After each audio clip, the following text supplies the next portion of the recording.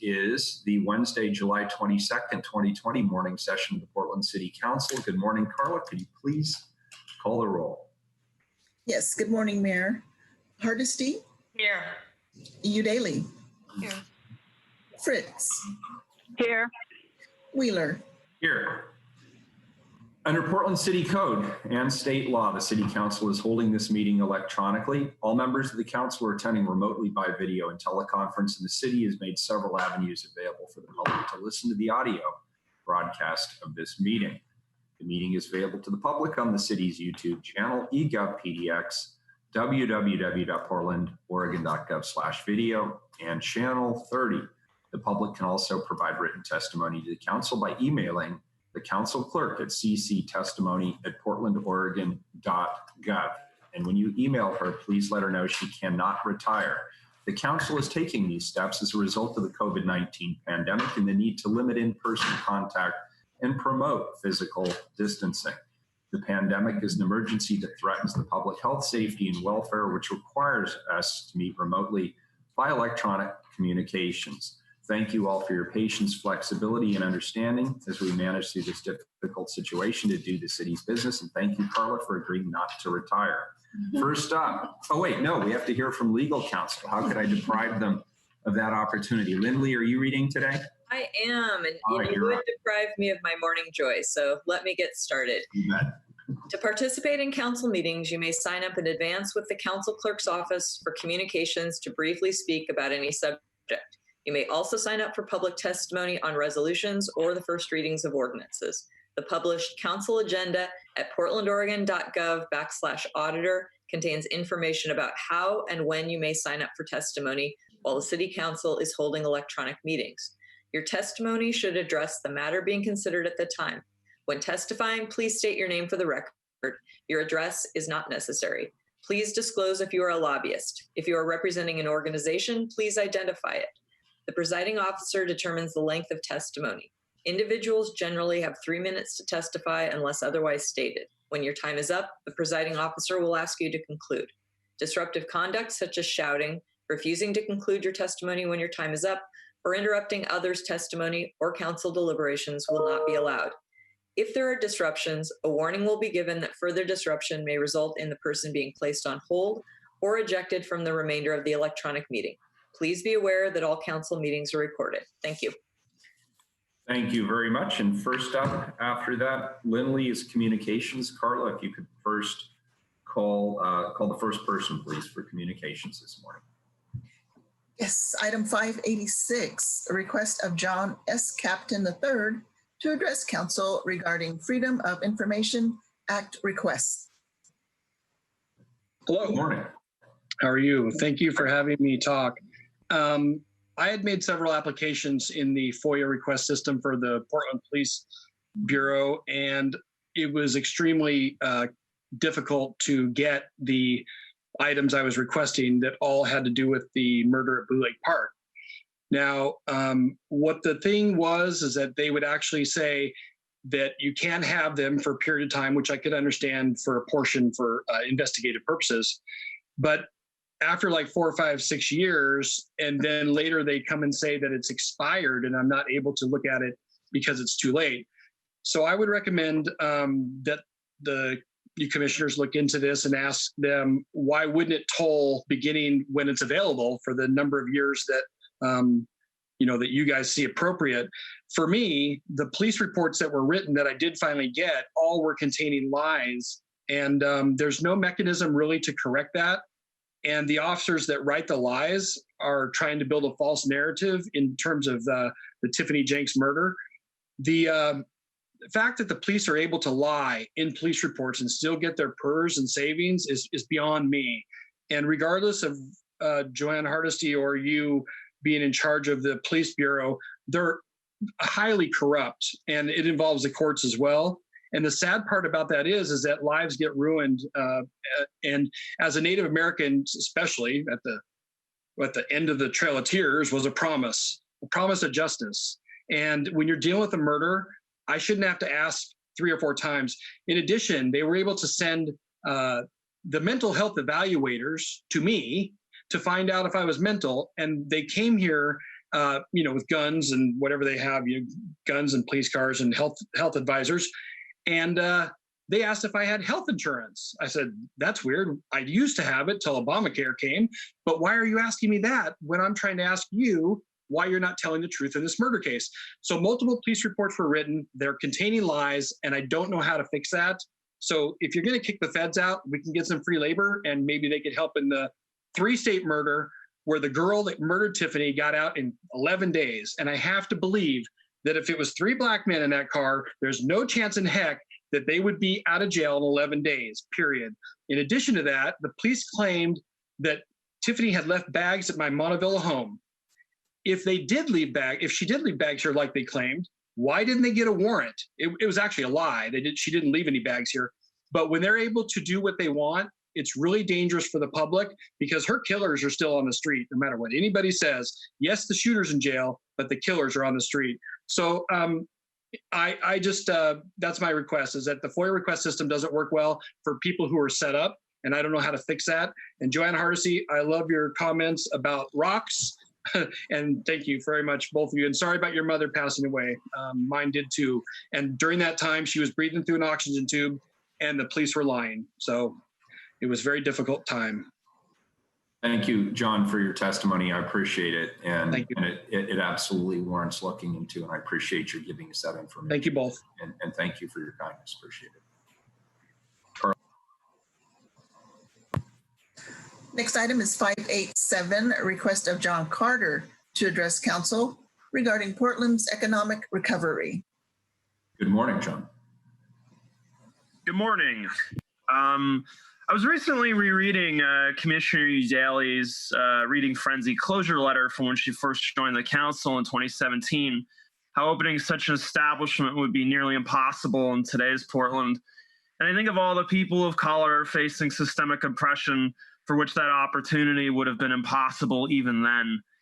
And I keep thinking to today, where white supremacy echoes and capital supremacy reigns, it's easy to see how policing falls into the economic plan because the financialized corporate investment demands increased police support to protect and guard its capital assets, ones that are disconnected from community ownership.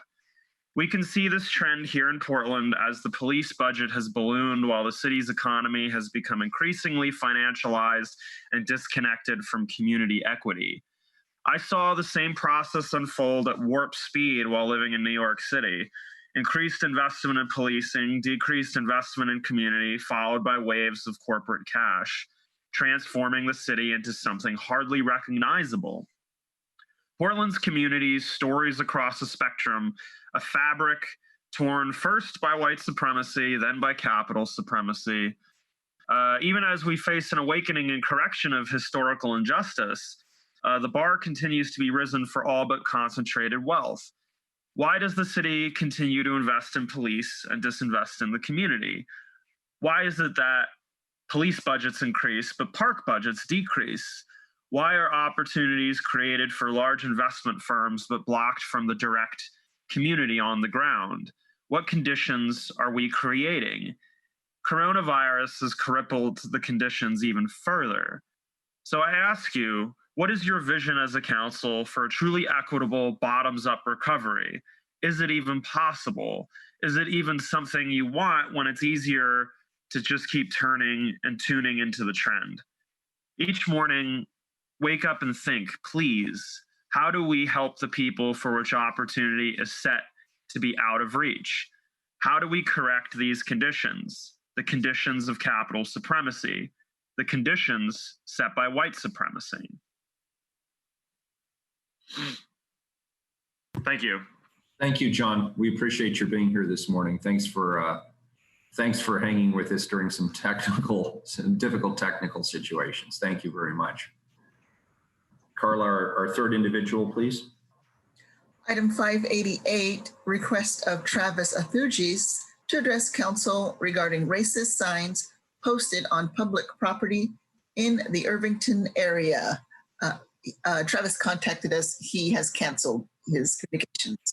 All right, I'm sorry, because I actually wanted to hear about that. Thank you. Does that complete communications? Yes, Mayor, that's all who signed up. All right. Has any item been pulled off of the consent agenda, Carla? Yes, we had a request from Commissioner Hardesty's office to pull 593. 593 is pulled. Let's see, that's garages. Okie doke.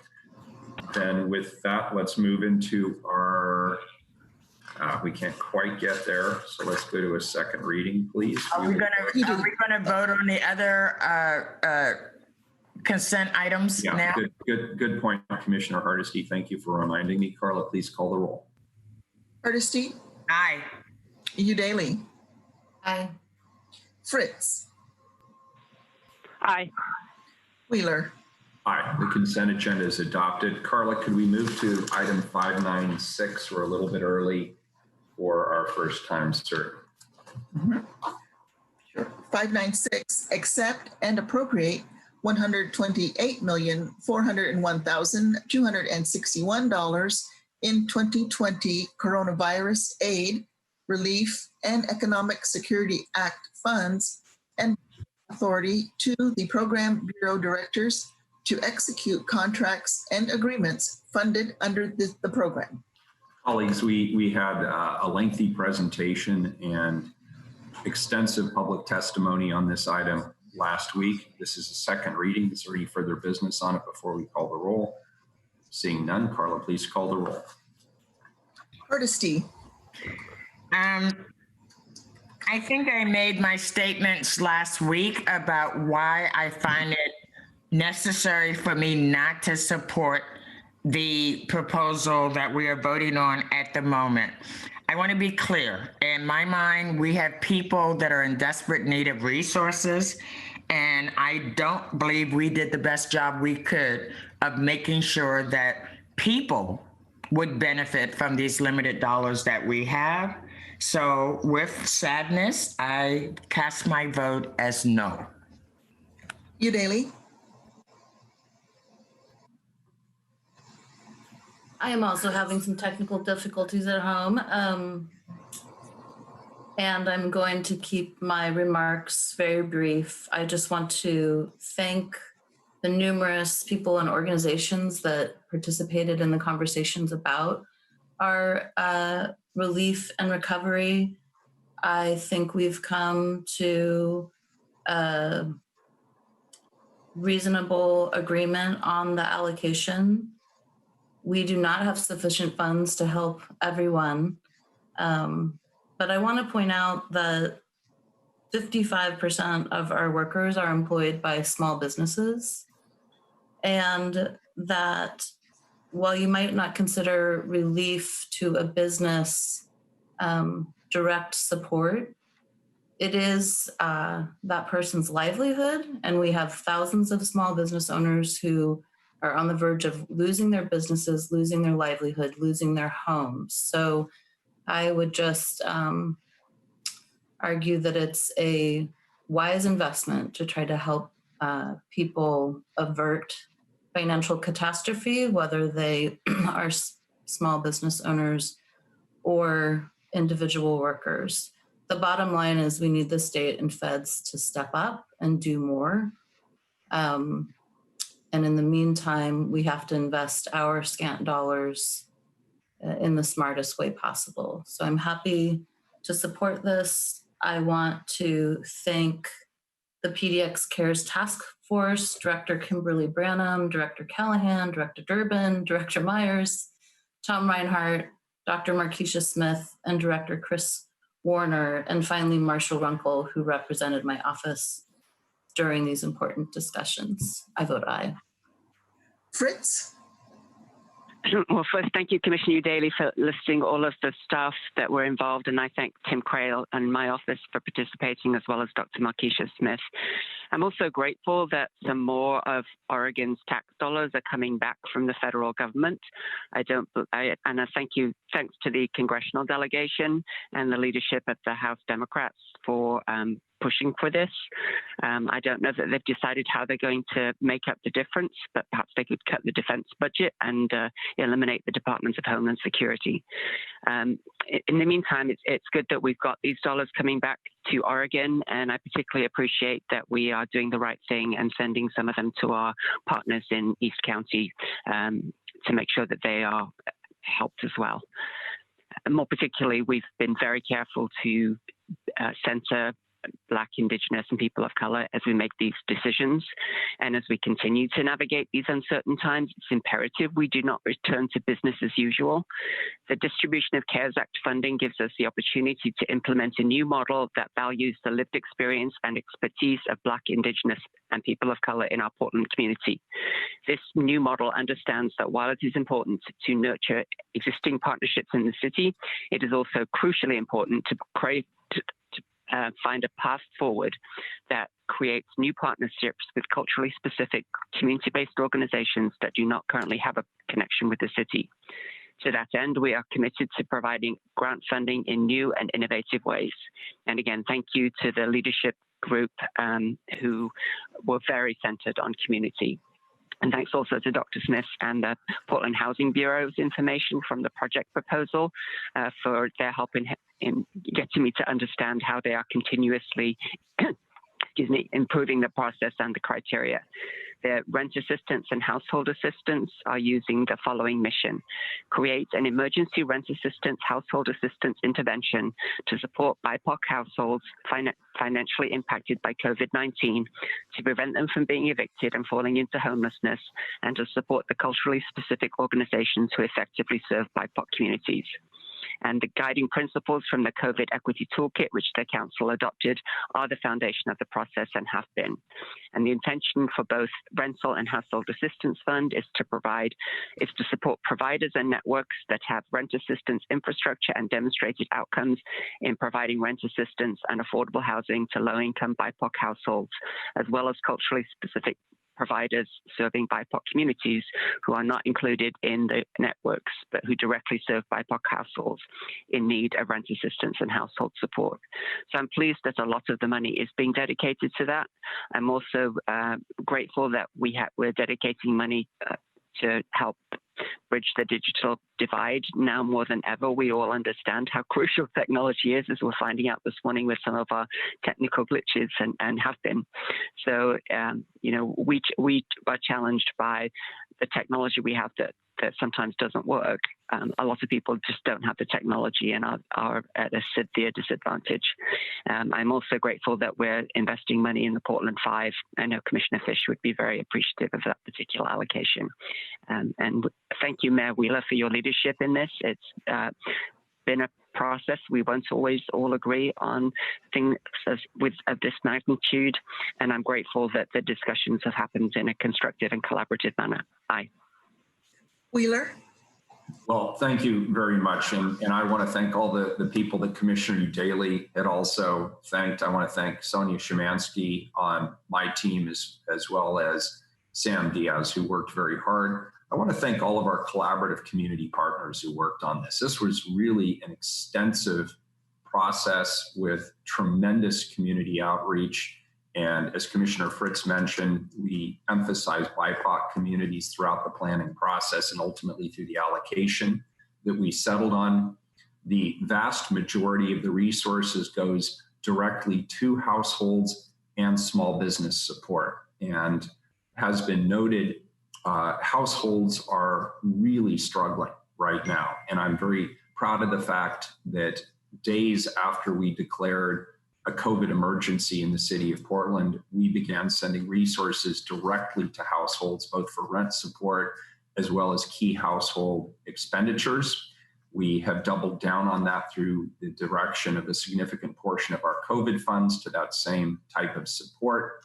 In addition to that, small businesses remain the best long-term economic prosperity generator in this city, and it's critical that we get them through this phase of the COVID crisis.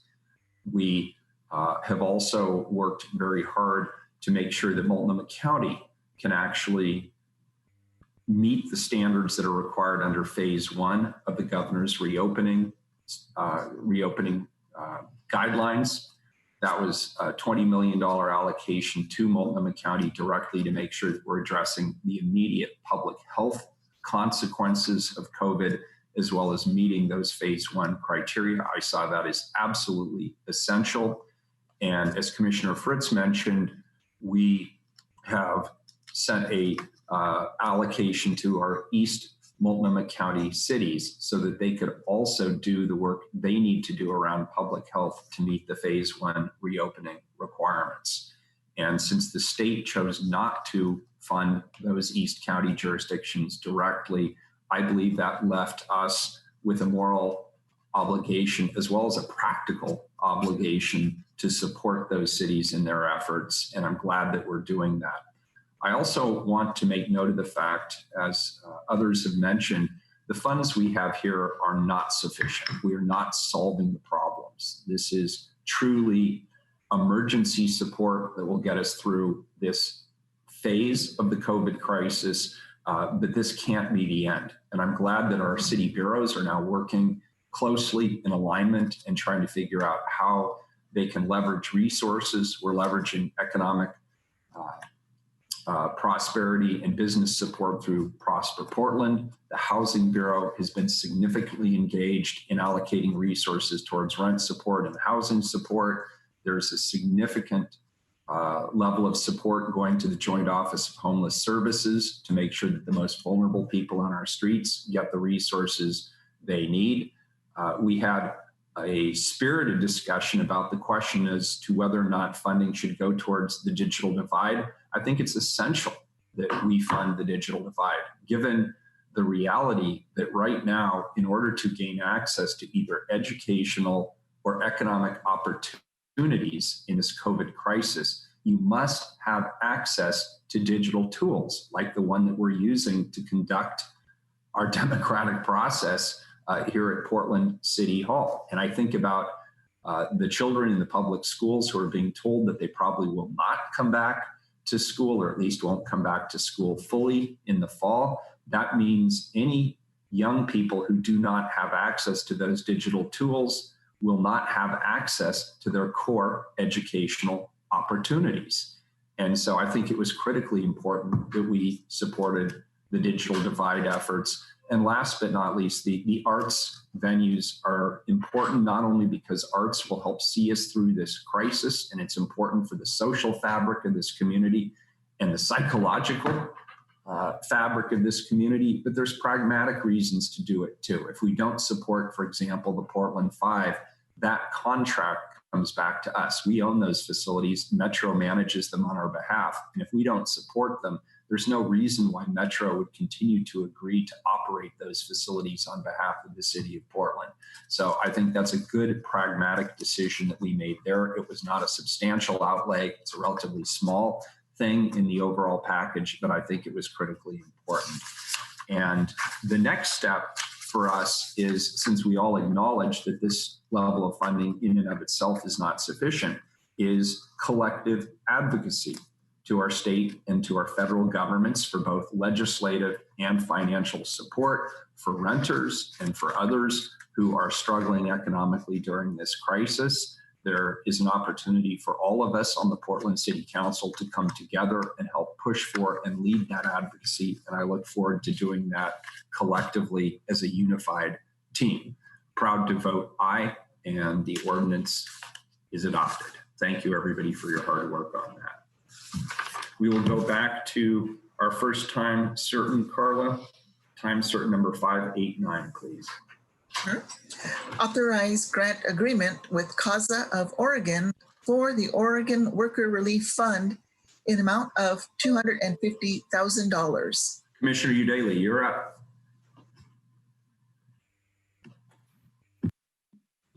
Thank you, Mayor. This contract approves the $250,000 from Civic Life's fiscal year 1920 budget for the Oregon Worker Relief Fund. Civic Life proposed directing its cost savings. Oh, I'm going to move on. Sorry. A little discombobulated this morning. Colleagues, you'll recall that during the spring bump, Civic Life proposed reallocating $250,000 from its budget to the Oregon Workers Relief Fund, an assistance program designed by community to provide financial relief to Oregonians who can't access established unemployment assistance systems, namely undocumented Oregonians. Today we have Andrea Williams from Civic Life to present the contract that will award city funds to the Oregon Workers Relief Fund. Welcome, Andrea. Morning, Council. Can you hear me okay? Excellent. Loud and clear. You're good. Good morning, Mayor, Commissioners Udaley, Fritz, and Hardesty. I'm Andrea Williams, Partnerships Manager for the Office of Community and Civic Life. I'm going to provide a little bit of background on the ordinance, and then I'm actually joined by a representative of the Oregon Worker Relief Fund, Ricardo Lujan Valerio, who is the Policy Director of Latino Network, and he's going to provide more in presentation about the fund itself. So as Commissioner Udaley just said, this ordinance authorizes a grant agreement with CAUSA of Oregon for the Oregon Worker Relief Fund in the amount of $250,000. CAUSA of Oregon serves as the fiscal sponsor of the Oregon Worker Relief Fund. During the spring budget monitoring process, City Council unanimously approved reallocating $250,000 from the Office of Community and Civic Life's fiscal year 1920 budget to the Oregon Worker Relief Fund. Contributing city resources to this fund has been a recommendation from several groups, including the Undocumented Portlanders Work Group of the Portland COVID-19 Economic Impact and Intervention Task Force, which was convened by Prosper Portland, in addition to the New Portlanders Policy Commission, who presented to Council on June 24th, along with various community organizations that our Bureau partners with through our diversity and civic leadership and immigrant and refugee programs. And I would just like to add that I think these recommendations come for a very good reason. Some information for Council: the City of Portland is home to over 86,000 immigrant residents, making up about 13.5% of the city's population. And this is according to research done by the New American Economy, which uses 2018 American Survey, Community Survey data. And notably, over 20,000 immigrant Portlanders, or nearly a quarter of the city's immigrant population, could face extreme hardship if they lose their jobs because they are ineligible for unemployment benefits and have been excluded from federal economic relief due to their citizenship status. And yet, at the same time, immigrant Portlanders experience a disproportionate amount of exposure to COVID-19 and its economic and health impacts. According to this research done by the New American Economy, immigrant Portlanders are working in frontline and essential industries during this crisis. They represent 21% of the workforce in the restaurant and food service industry, 20% in transportation warehousing, 16% in grocery stores and supermarkets, and a little, just about 15% in the healthcare industry. So with this grant, the city will join the state of Oregon and Oregon philanthropic foundations, in addition to dozens of community-based organizations, in contributing to the Oregon Worker Relief Fund. And I would now like to invite Ricardo to share more details about the fund itself. Wonderful. Thank you, Andrea. Good morning, Mayor Wheeler, members of the council. For the record, my name is Ricardo Lujan Valerio. I am the Director of Advocacy at Latino Network. And before I begin with my presentation, I do want to extend my thanks to Commissioner Udaley and the leadership at Civic Life, Sook and Andrea, for making this possible for our communities. I'll be very quick and brief in my presentation, but you'll see why this support is dire for our communities. So again, with the Oregon Worker Relief Fund, we're actually composed of multiple organizations, and we have an executive committee that leads the crucial aspects of the operation. You'll see the representatives of that executive committee on the screen, and all of them range from organizations across the state. For Portland, most notably, are Latino Network, APANO, and then CAUSA as well for some of the work that they do here in the city. Innovation Law Lab as well is a huge partner located in Portland that's been helping and is one of the essential partners when it comes to the software and infrastructure of the actual support to the individuals that we serve. But I want to give you all also just a little overview of what the Oregon Work Relief Fund is in the first place. When COVID-19 first hit, we realized a high degree of advocacy happening at the state level, at the local level, on a multitude of public benefits for our communities. And at the same time, organizations like the CUN, CAUSA, and Latino Network were seeing very unique challenges to our communities, and specifically our immigrant communities. One area that we didn't really see a high degree of advocacy on and didn't really see a solution for was unemployment insurance for undocumented immigrants or immigrants that are just ineligible for your traditional means-tested benefits or unemployment insurance. And so that caused Latino Network, Bakun, and CAUSA to get together and try to create a new approach that would service this population, essentially with two drastic missions, right? The first one, our top priority being providing direct cash support and assistance to those that are in financial crisis because of COVID-19 and giving them disaster reliefs. And then the second one is building community power and building infrastructure within our communities so that our recovery in the long term because of COVID-19 can actually be maneuvered in an easier manner than potentially without this program. And so, again, the purpose is actually very wide. We also wanted to recognize the impact that immigrants have in our community, both in the local and the state level. 1 in 10 Oregon families have a child. And then immigrants contribute immensely to the economy by through taxes.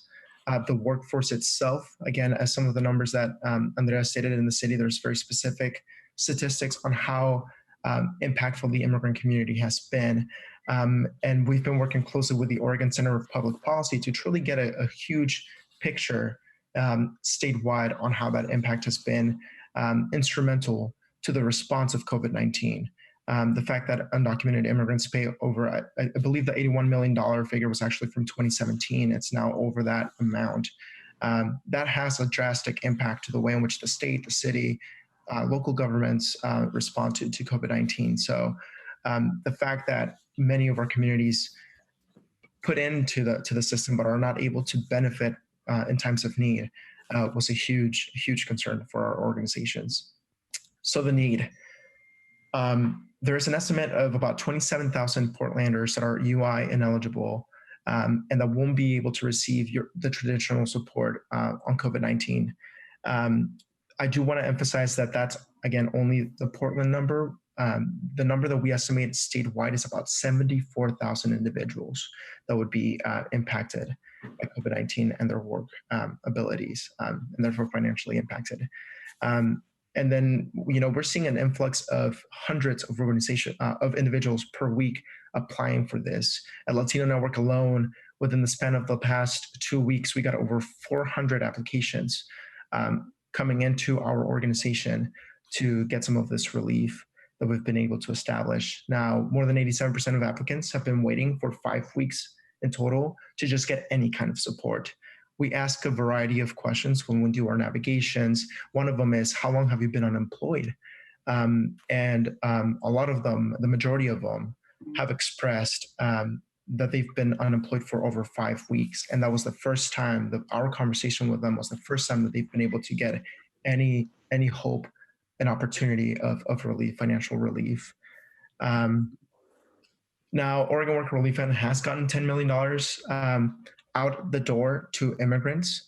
That means that we've been able to provide over 5,000 individuals and families with support that ranged from $1,200 to $1,720, which is the max that someone can receive in a one-time payment. We do calculations to try to support individuals on what would be worth a month's worth of support, but we do a one-time payment for that. And one of the wonderful parts about it too is that we're serving 3 major components of the community. Those that are banked, underbanked, and unbanked. A wonderful thing that we've been able to see, and this is to the point that Mayor Wheeler made earlier today, that digital divide, we've been able to empower about 29% of our community members to do digital payments through PayPal, which we've partnered with to get money in the hands of our community without having to expose them physically to go into a bank and getting those payments. So we've been trying to be as innovative as possible during the time of COVID as well. It's also very important to realize who's been the most impacted in our community and the areas that they worked in. Food service being the highest, 37% of the folks that we've provided assistance to have been in the food service. The second one being agriculture, janitorial services, construction, childcare, and then others. But you can see a pretty drastic difference in disproportionality between the food service industry and other areas of the economy. I continue to say, and I said from the beginning, specifically for the food industry, the immigrant community and the undocumented immigrant community are not often just the employees of those organizations, they're the backbone. Without the kitchen staff, there is no restaurant. With a lot of the staff that support those businesses, there is no business. So that was a huge number and a huge impact, not just to our community, but to the state. We've had over 100 organizations support the Oregon Worker Relief Fund at a state level, at the local level. We've been also very fortunate to build a really strong system and coalitions ranging from BIPOC organizations to ally organizations that have truly made this a reality. But out of all these organizations, there have been significant players that are navigators that I'll get to in just a bit. I do want to run for you all a little bit of the updates on the funding. As I stated, we got $10 million from the emergency board at the state level. Those were state dollars, which allowed a lot of flexibility. On June 5th, we got an additional $20 million from the state, 10 of them to continue the work of the Oregon Worker Relief Fund, but the other 10 to do a new program called Quarantine Fund to provide specific support to agricultural workers that would face quarantine due to COVID-19 exposure. We've also been able to get funding from philanthropic partners and some individual donors. And we're also reflecting the $250,000 from the city of Portland here. So we're looking at a total of about $33 million to date of committed and actual investments that have been made to the fund. This is the infrastructure need that we've been building. As I stated to council members, the mayor's office, and Civic Live, our duty from day number one was to provide 100% of the public dollars to the community for the first round of investments. And we were going to put the onus of funding infrastructure and operations on ourselves. So far, we've been successful in that. We haven't met our official goal of fundraising, so we still are about $400,000 shy of doing that, but we've been able to raise enough to actually make the operations feasible and workable. So we're very proud of that, and we'll continue to do that fundraising on our own as well. Just a quick snapshot that I wanted to show you all as well. As of July 7th, 2020, we have provided, again, about $10.5 million to individuals, and that's statewide. You'll see the map on the screen.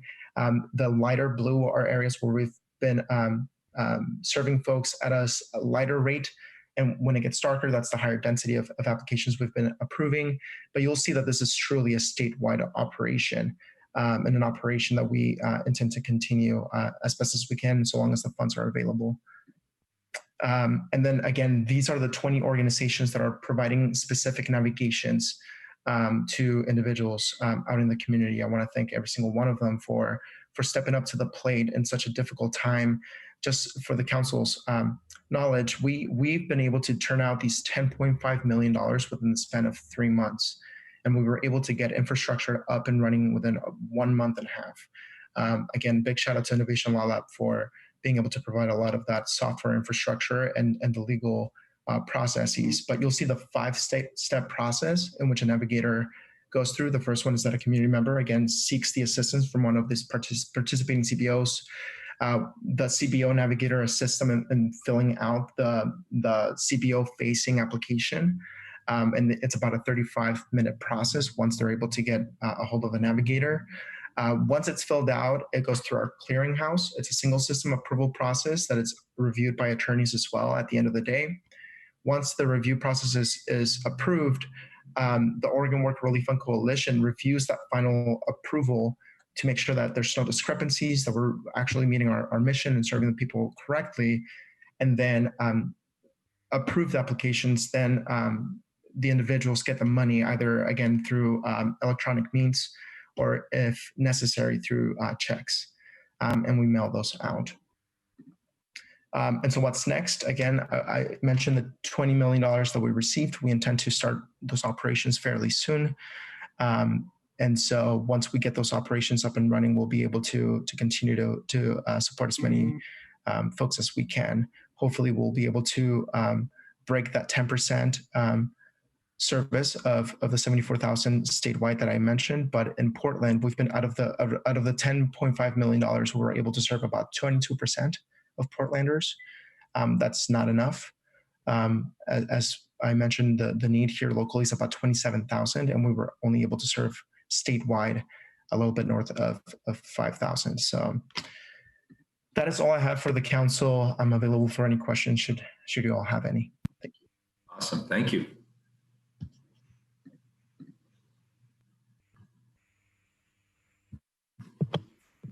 Thank you, Ricardo, for your great work and presentation. With that, we would like to invite council to ask any questions. Otherwise, that concludes our presentation. Very good. Excellent. Thank you. We have a question from Commissioner Fritz. Commissioner Fritz. Thank you. Unfortunately, I got bumped off by the technology right towards the end of the presentation, so you may have answered this question.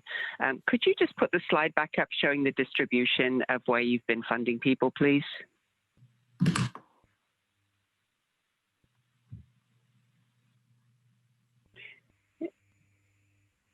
Is this the one you're talking about, Commissioner Fritz? Yes, thank you.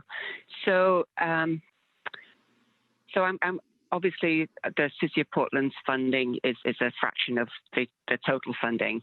I am wondering, how do we ensure that the city's dollars help employees within the city? Yeah, thank you, Commissioner Fritz. That's a very good question. We've been able to build our internal infrastructure to really keep pace and track of every dollar that we receive to the dollar. And so on the way in which we report back to the council on the expenditures of the $250,000, we'll be able to give you a direct number of how many Portlanders were served because of that investment, and be able to ensure, again, that it's Portlanders that are being served by those dollars. Great. Thank you very much. It's a great program. I appreciate all your work. Thank you. Commissioner Hardesty. Thank you. Thank you very much for the presentation. It raised a question for me of the people who can take advantage of this fund. Do you know what percentage is unbanked and what challenges they are having actually being able to access money that they're actually entitled to? Yeah, Commissioner Hardesty, thank you. It's a pretty large amount. I don't have the percentage in front of me, but it's actually the majority of folks that have requested checks rather than electronic payments. A lot of that, again, is because our immigrant community usually does not have the technological accessibility that most folks have. And we've been trying to empower them as best as we can to be able to not just use this as a means to support them, but also to grow the capacity within the community. But the percentage is pretty high on the unbanked population. Our hope is that we continue to address that. We've actually partnered up with a few credit unions across the state to be able to waive any kind of processing fees when it comes to the withdrawal of cash on these checks. So again, the operations are fairly new, and so we're trying to grow and evolve as best as we can and trying to address that specific issue too. Thank you, Ricardo. I would recommend that you keep really good data around that, because it's not okay that people are going to have to spend a percentage of these limited resources to actually cash a check if they are not a banked individual. And so it would be really helpful as we start rebuilding coming out of this pandemic to really think about how we can use our clout to actually help unbanked people be able to access those resources. And I hope that we are able to identify some credit unions that we can hold up as models of folks that actually provide banking resources for everyone in our community, because almost no bank does. And so I'm grateful for your work, and thank you very much. Great presentation. Thank you, Commissioner. Yes, and we're actually, as I mentioned, the 35-minute process actually is pretty thorough in the questions that we ask, and we're actually extremely excited to be able to show you all once we report back on the success of distributing the dollars on the information we've been able to gather. It's pretty remarkable what we've been able to see. Also very heartbreaking, and I think it will help guide a lot of the decisions moving forward for this community. Very good. Thank you. Are there any other questions, colleagues? Carla, do we have anybody signed up for public testimony? No one signed up for this item, Mayor. All right, very good. This is an emergency ordinance. Carla, please call the roll.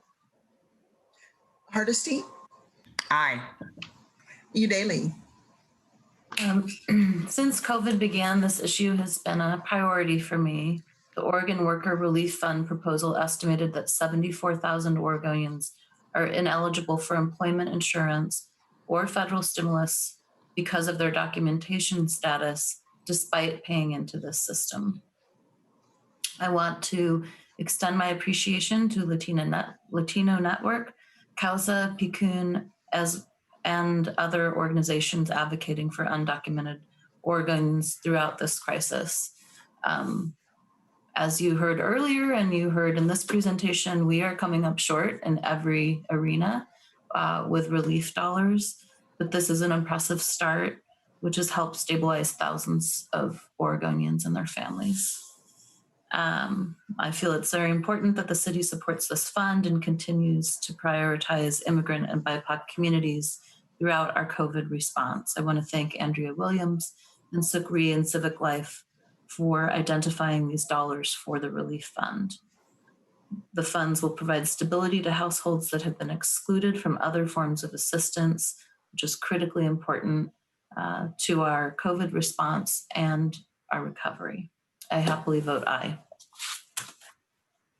Fritz, Thank you, Commissioner Udaley, for your steadfast support for undocumented people throughout your time on the council. And this is just the latest in a series of practical support to show those Portlanders that we do care about them, that they are part of our community, and we appreciate their contributions to our community.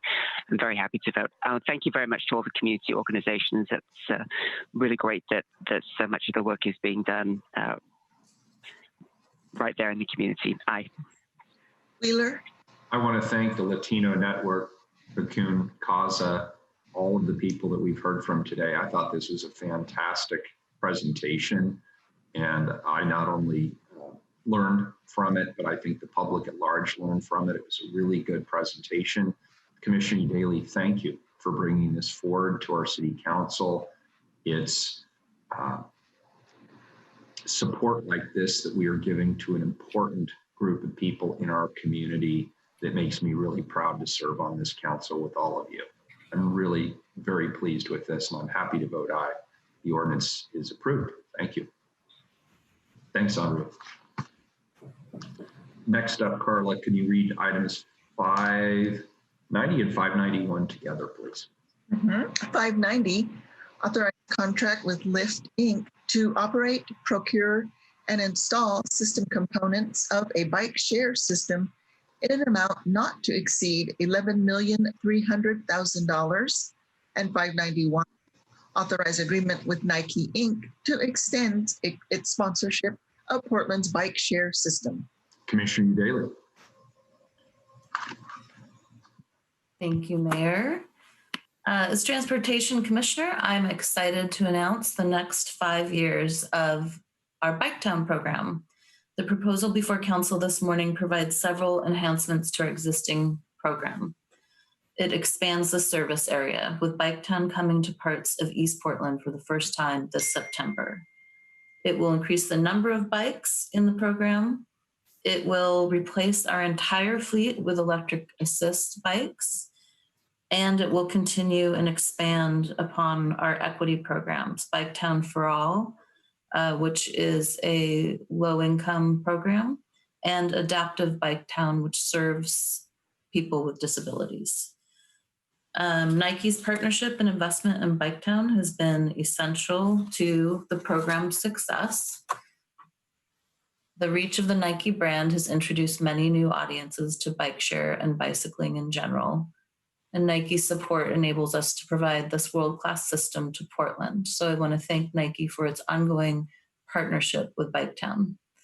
I'm going to turn it over to PBOT Director Chris Warner. Welcome, Chris. Thank you, Commissioner. Thank you, Mayor, Commissioners. For the record, Chris Warner, Director of the Portland Bureau of Transportation. Again, thank you, Commissioner Daly. Very excited to bring the extension of the Nike sponsorship agreement and expansion of Biketown to Council this morning. And as Commissioner said, Nike has been such a wonderful partner in this, particularly during this period of health and economic crisis. To bring this enhanced transportation service to Portlanders is something that we at PBOT are so excited about, and I know the community is. So Biketown has become an important part of our transportation network. Over 200,000 locals, commuters, visitors have used Biketown. To date, they've given over 1.3 million trips. In the first 3 years of our operations, ridership grew consistently in our Biketown for All and our adaptive Biketown program, which we'll be talking about a little bit later. I'm also pleased to be here with Lyft, who is really the industry leader in bike share. Lyft and Motivate have been strong operating partners for the past 4 years, and I'm very excited about moving forward with that partnership. So today we are asking Council to take 2 actions. First is to authorize the extension of our Nike title sponsorship agreement to 2025 for a grand total of $18.3 million. And that contract dates all the way back to 2016. And the second Council action will be to authorize the new operator contract for Lyft, which is our provider and has been. So these 2 actions really allow us to do 3 major things, as Commissioner Daly said. Expand the Biketown service to more parts of East Portland, increase the number of bicycles from 1,000 to 1,500, with additional increases of up to 2,500 by the end of 2021. And we'll also replace the entire fleet with the electric assist bikes. Next slide, please. What this really means, it will mean that Biketown will be more accessible and the work share system will work for more neighborhoods.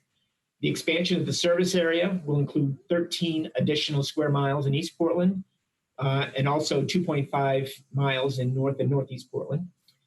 And also with the pedal assist bikes, it'll make biking more accessible to people with different abilities, people that are new to biking, and also to our BIPOC communities who live further out. So staff from PBOT will be here to have more details in a moment. And we'll also hear from our partners in this work. But first, I'd like to introduce Scott Schneider from the city's procurement office. Scott will discuss the RFP solicitation that led to the Lyft contract, which is before you today. Scott? Okay, thanks, Chris. So good morning. For the record, I'm Scott Schneider with Procurement Services. As Chris mentioned, you have 2 items before you this morning. The first is an ordinance seeking authorization to execute a contract with Lyft, Inc. for the ongoing operation of the bike share system, which resulted from a request for proposals. I'm going to provide a brief overview of that solicitation effort, and then I'll hand it back to the project team to tell you more about Portland Bike Share and where that program is going. On September 16th, 2019, Procurement Services advertised RFP 1328 for a bike share system. And on October 21st, 2 proposals were received. Both proposals were responsive to the requirements of the solicitation. The city's evaluation included the scoring of the written proposals, a physical evaluation of the proposed bike share system hardware, and oral interviews with both proposers. On May 15th, 2020, the city issued a notice of intent to award the contract to Lyft, Inc. No protests were received. Lyft has a current City of Portland business tax account and is in compliance with the city's contracting requirements. Lyft is not a certified minority-owned, women-owned, service-disabled, veteran-owned, or emerging small business. 3% of the value of this contract will be subcontracted to local businesses certified by the Certification Office for Business Inclusion and Diversity. Based on the historical data on the cost to operate the bike share system, the confidence level for this procurement is high. If council has any questions regarding the solicitation process, I'll be here to answer those. And otherwise, I'll hand it over to Steve Hoyt-Macbeth and the Biketown Project team. Thank you, colleagues. Any questions at this point? Very good. Hello, I'm Catherine Charlo, Active Transportation and Safety Division Manager at PBOT. And I'm going to just frame up the presentation today by starting with some information about our Nike partnership. And I guess before I do that, I really want to thank our procurement partners, Scott, for your support, and especially our buyer, Teresa Green, who helped walk us through this process. So everything that we are here to present this morning, Biketown's ridership successes to date, the expansion to East Portland with more bikes, the transition to an e-bike system, none of it could happen without Nike's financial commitment. But beyond that funding, at a national level, what makes Nike special as a bike share sponsor is what they have brought us as a partner and a participant in our system. And so I'm going to talk just a little bit about that. As a global leader in design, they've really given Portland's Biketown our distinctive branding, which captured the city's imagination, helped make bike share cool for existing riders, but also for new audiences, and helped us use Biketown to celebrate the richness of the Portland community. As an example here on the slide, there's a shot of the Black History Month bike, which is part of our culture collection. I want to say a little bit more about the culture collection, since it's such a shining example of how the Nike partnership uses the bicycle to express our cultural identity through design. Many of you may remember the bikes on the screen here and the celebrations that accompanied their release over the last few years. You see the Native American heritage bikes, there's 2 of them. The Ability Bike, which celebrates our community of people with a disability. The Latino Heritage Month bike. The Ascend Bike, which celebrates the Asian Pacific Islander and Middle Eastern communities. Here's a photo taken at the unveiling of the Women's History Month bike at City Hall. Special thanks to Commissioner Udaley for hosting and Commissioner Fritz for her presence there. And we've heard clearly from local veterans that Commissioner Hardesty's representation at the celebration for the Military Awareness and Appreciation Month bike meant a lot. And then related but separately, there has been a focus on design and bringing design into the community and the neighborhoods. And these are pictures of some of our neighborhood bike designers. Mayor Wheeler was one of the selection judges for that effort. What's in front of you today is technically an extension of the existing Nike contract, but in reality, it represents a strong, renewed commitment moving forward at a time when it's not easy to make that kind of commitment. The amendment provides for an additional $8.3 million in sponsorship investment. And in addition to that $8.3 million, the city has the opportunity for up to $2 million more if key milestones are met relating to equity and system expansion. The amendment also extends the agreement through 2025, and that extension date is tied to the term of the lift operator contract, which my colleague Steve will talk about in just a moment. During invited testimony, we have Julia Brim-Edwards from Nike. She'll talk a little bit about the Nike perspective on this partnership. And unless you all have questions, I'd like to turn it over to the Biketown Program Manager, Steve Hoyt-Macbeth. Very good. Colleagues, any questions at this point? Seeing none, go ahead and turn it over. Thank you. Thank you, Mayor, and thank you, Catherine. So before I talk about the contract, I wanted to just give an overview of the bike itself and how people will use the system. So there's a number of similarities to our current bikes. You can lock them to a Biketown station rack or to a normal rack like you can with our bikes right now. They'll have built-in front and rear headlights. and the basket will be able to carry about 25 pounds. So what's new is in the name. These are electric pedal assist bikes.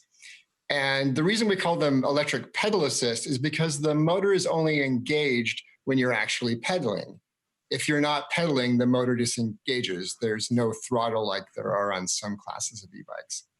But when you pedal, you really feel the boost. It's like once you start pedaling, you feel like a superhero.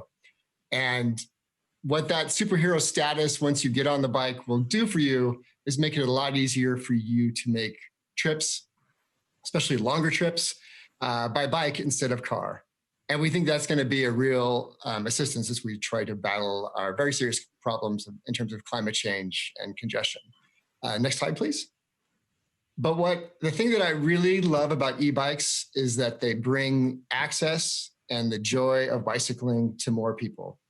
And I think it bears repeating what our director, Chris Warner, said at the beginning here. E-bikes open up bicycling to more people. And because of that electric assist motor, it may be because someone has a different physical ability, such as a senior or a person who experiences some level of disability, a lack of confidence about biking, maybe a sense within a person that they don't have the fitness to ride, or about riding in traffic. And the special sauce is really that they're fun to ride. And I think that's really our secret weapon against climate change with Biketown, is that fun factor. Because we do things that we like, not things that we know we should do. And if it's fun to ride Biketown, I think you're more likely to do that instead of driving. And, we really learned something from our electric scooter pilots. And, people often have disparagingly remarked about the scooters that they're toys. And I think that that's a fair concern, that we want to make sure that a shared mobility vehicle is really ready for urban conditions, and the e-bike will be. But what that idea of something just being kind of fun and playful actually brought people to a small mode of transport that we hadn't had. We found from the survey data that very, very, very high numbers of folks had never biked or never used Biketown before. So we're bringing, this is that if scooters were our gateway, Biketown is a place we really hope that people will find that they have like something where they can carry items and really use it for a lot of their needs. Next slide, please. So there are 3 ways that you'll be able to check out a bike with our new Biketown system. One will be through the Biketown app. So through the app, you'll be able to just open, if you have a smartphone, to open that Biketown app and then take a photo, or just open up the camera, and it will actually allow you to open up the bike directly from the app itself.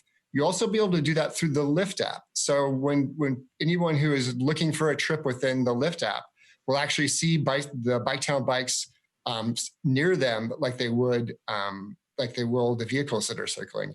And in Portland, Lyft is the major player in terms of rideshare, the rideshare market in terms of the number of trips that they take. So we think this is another way that we're actually, frankly, because of our partnership with Lyft, it will actually be reducing car trips, because we know that a lot of people will open that app who may not already experience Biketown and actually give Biketown a try.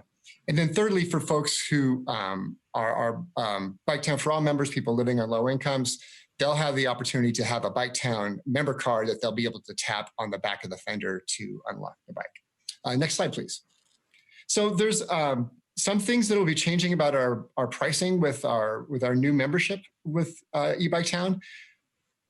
The main difference is that right now, I'll just say the main difference is that with each type of our membership, you will pay a small per minute fee, ride fee, for using the system. So for our users who are intending to use Biketown a lot, the annual membership is going to be really the way to go. That will be a $99 annual fee, and then you'll pay just 10 cents per minute for the actual trip itself. And then there are also, for folks who may be interested in using Biketown, but just don't tend to use it as much or don't want to have that upfront commitment, there is the pay-as-you-go plan, which is $1 to begin the trip and then 20 cents per minute. And then for our people living on low incomes, our neighbors there, the Biketown for All program, there's a $5 a month charge plus a 5 cent per minute. Lyft for the first several months will be providing every Bike Town for All member with a $20 per month ride credit that they'll be able to use toward trips. And then later in this first 6 or so months of the program, they'll be transitioning to a program where Bike Town for All members will be able to bring bikes back to stations and receive ride credit that will create kind of like a budget for them to use the system that they won't have to pay for. Next slide, please. So now I just wanted to talk about the major business points of the Lyft contract. Similar to our current system with our contract originally with Motivate that then was acquired by Lyft, there are no city funds required for the day-to-day operation or for any of this expansion or of the transition to electric bikes. That is all covered through our sponsorship agreement, primarily with Nike as our title sponsor, and then the revenue that is generated from the system. Lyft manufactures and owns these bikes, and so we will continue to own the existing equipment, which will be the Bike Town racks that you see in this photo and the station map panels, but all of the new stations and all of the new bikes will be owned by Lyft. I think I already mentioned this, but actually I already said this last one. And then I think Catherine mentioned this or Chris mentioned this earlier, but the contract will be synced just with the Nike sponsorship agreement. So the terms of those two agreements are kind of tied together. Next slide, please. So one of the things that we're really proud of has been the leadership that Bike Town has provided nationally in terms of our equity hiring and requirements that were part of our original contract that we've continued in our new contract. Those are referred to as the high road standards. And before I mention them, I just want to say that one of the additional benefits of the Lyft contract is Lyft's subcontractor for operations is Motivate. And so the staff that have been with us from the beginning have the opportunity to continue since they will still be one of the main contractors with Lyft. So we're very happy in this time of COVID and economic crisis to be able to continue to provide good jobs to some of our local community members. And then the high road standards themselves have a number of different provisions in them, some of them dealing with minimum pay, some of them dealing with providing healthcare to full-time workers. And then one of the pieces that's been really unique to Portland, and I really tip my hat to the Coalition of Communities of Color, and as specifically Alan Hippolito with Bear Day back in 2012, when we worked with them on creating these standards for the original contract, on having this very unique sort of recruitment frame where all of the recruitment happens in partnership with workforce and community-based organizations to ensure that we really get the richness and the diversity in that workforce that represents the city as a whole. And then there are specific hiring equity thresholds in the contract as well. And I'll just call out that 20% of employee hours must be filled by people who identify as Black or Indigenous. Next slide, please. And then we spoke about this when we were in front of council this spring, but Bike Town is really an important part, we believe, of our COVID-19 recovery, especially for folks who have limited access or no access to an automobile. Bike Town provides them that ability to travel in a physically distant mode, to be outdoors, which we know is the kind of the way that we have the lowest level of transmission. And I'll just note that that Lyft has seen other cities with e-bikes that, especially during COVID, they've seen an increase in trips, and especially an increase in trips among women. And we have seen in our scooter pilot, currently Bike Town doesn't serve East Portland, but our scooter pilot does. And during our scooter pilot, we've seen the percentage of trips in East Portland as a percentage of the whole citywide trips increase. And we think again that speaks to people's desire, especially for people who are essential workers, to have a transportation option that does not require them to be in close proximity to other folks to make that choice. Next slide, please. And then this is my turnover to my coworker on the project, Roshan Korean, who is our manager for our equity outreach and engagement work. So I'll turn it over to Roshan. Thank you. Thanks, Steve. Thanks to everyone for having me here. My name is Roshan Kurian. I'm part of the Biketown team. I manage the Biketown for All and Adaptive Biketown programs, as well as our outreach. I've been charged specifically to lead outreach in our new East Portland neighborhoods. And as we change and expand a transportation system that includes changes to our city in the midst of a lot of change, I've also been self-charged to monitor and work to rectify when we are doing harm in the streets for our most vulnerable in our communities. Our outreach work is being centered in the results-based accountability process centering race, which I know the council has had some training in. Evaluating our performative measures of success is part of our iterative process where we will continue to identify and dismantle the root cause of some of the barriers that folks face around using bike share and center our limited resources and engagement efforts on some of our most precious in the community right now, which is our youth, our businesses, especially our BIPOC-owned ones, those living on low incomes and with different abilities, our immigrant community, and thinking about a whole new group of folks that have become extremely vulnerable in the midst of a racial and viral pandemic. Thankfully, Lyft and Nike are the kind of partners that have consistently shown up for that work, for those conversations, for finding solutions outside of the box and connecting people and resources. The Lyft local team especially has gone above and beyond a contract in the past in supporting Biketown for All and forging new partnerships. They simultaneously nurture the many programs we throw at them, including a transportation wallet pilot program I led in affordable housing, which helped us sign up 100 Biketown users in a sweep of transportation fares that connected residents to all of the transportation services around Portland. It taught residents how to use their service and the tech involved and gave an opportunity for a household to move freely around Portland without having to think about cost. Lyft is also the kind of partner that can create Biketown partnerships that extend the reach of our affordable access program. So one huge and exciting change for Biketown is that the age to ride will be changed from 18 to 16 and thus be accessible for high schoolers. In early 2020, Lyft launched a Lyft Up bike share access program for youth with LeBron James and their bike share partners in Chicago and New York City. This program provided free bike share access to low-income youth through a sign-up program with the YMCA. Lyft has mentioned they're interested in working with PBOT to extend this Lyft Up program to Biketown youth in 2021. Additionally, to connect to our youth, we hope to use our existing robust Safe Routes to School programming within PBOT to help develop our youth voice and reach. We'll be working with our Summer Works interns to develop youth education as well as programming around some of our business outreach. They'll be connected to our new and improved Transportation Ambassador program, which is a volunteer wing of PBOT with a BIPOC and youth focus to connect to people, jobs, and new workforce and career development opportunities, especially in transportation and transportation justice focus. Because we have seen it's important that the systems that we put in place are represented by those affected at all levels. And so we'll also be working on some business outreach in East Portland with a focus on our BIPOC-owned businesses. We will be working alongside our Safe Streets Healthy Businesses team as another touch point on their messaging, but also announcing the new and exciting changes that are coming this fall.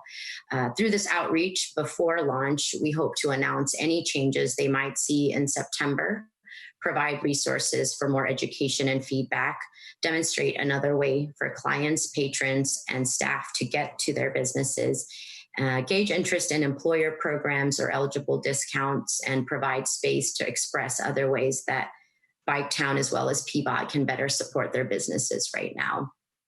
I was also fortunate to be part of the contract negotiation team and feel extremely grateful for the windy road that led us to this point, and with the continuation and growth of our strong partnerships with Lyft and Nike, it's making the transition to our new and improved system that much easier. And while our resources are absolutely limited for the enriching and expansive equity work involved with successful expansion, our team finds creative solutions and sources of support along every step of the way. As Steve mentioned, we are able to continue our Biketown for All program. And he mentioned how much it will cost, $5 a month, 5 cents a minute. Each member will receive $20 of bonus ride time. That's equivalent to 20 20-minute rides per month. Another example on the power of partnership is with our adaptive Biketown partners who are currently stepping up and providing a location for folks to sign up for Biketown for All as a trial during this season. During COVID, we had stopped our general public and partner in-person workshops, decreasing access for our cash-paying, our unbanked or underbanked members who are required to attend a workshop to sign up. I'll let Craig Roche here representing Albertina Kerr speak more to our joint plans to engage the adaptive community in 2021 after our successful adaptive pilots in 2017 and 2018. I'm also going to cede some of my moments to Charlene from Multnomah County Health, who will be speaking shortly about the intersection of public health and transportation. And so I'll just wind up with saying our team acknowledges that Biketown's potential to engage around transportation justice, connect to jobs and businesses, provide an outlet for physical and mental well-being, speak across different levels of incomes and abilities, connect our Portlanders that have been pushed out to old and new people and places. We've already done so much work around keeping and building genuine relationships that connect Biketown to many programs across our Bureau and beyond. And we're continuing to seek out unlikely partners and build upon the ones that we have right now. So with that, I'll turn it back to Steve. Thank you. Thank you. Thanks, Roshan. This is just our last slide for our presentation. This Sunday, we celebrated our fourth birthday for, oops, I'm sorry, my video's not on. Our fourth birthday for Biketown on July 19th. The 4 years has gone very fast. We're incredibly proud of the work of our community and partners, both Nike and Lyft, and all of the community partners we have on Biketown for All and our affordable housing partners and getting us here. And we're really, really excited about something we've really wanted to do since we began this program, which is to expand into East Portland, where we know the need for bicycle access and transportation access is great. And to bring e-bikes, which is the fact that the first day that we have e-bikes, they'll be available in significant parts of East Portland, is something that we're really excited about. But I just want to say that one of the hallmarks of our partnership has been not resting on our laurels and really always trying to expecting more of ourselves and more we can do. Number of the innovations that we brought nationally to bike share, even though we were the 65th city to actually launch a bike share system, I think speaks to that. And a big area of our focus is going to be on continuing to reduce barriers to bicycling into Biketown, especially with our BIPOC communities. And also just seeing how we can really use Biketown more as an instrument of to reduce climate change and our congestion problems. So that concludes the end of our staff presentation. We do have a number of members that have invited public testimony besides public testimony as well. So I will turn it back to the mayor to facilitate things. Thank you. Very, very good. Thank you. Excellent presentation. And before we get to that, to the invited testimony, Commissioner Fritz has a question. Commissioner Fritz. Thank you, Mayor. Thank you for the presentation. There's a lot of really good things going on. You're not going to be surprised by this question, and the question is about helmets. I was concerned when we first started Biketown about the lack of availability of helmets for people who don't have them, and was particularly concerned in the good old days when we were in City Hall and I saw so many people riding around without them. And I was assured that that wasn't a problem because the bikes were clunky and they didn't go very fast. And now they're going to go 20 miles an hour. So what's the plan for helmets? Thank you, Commissioner Fritz. And I actually had it in my remarks and I forgot to say it. So and I'm not trying to sidestep this question, so I want to be sure about that.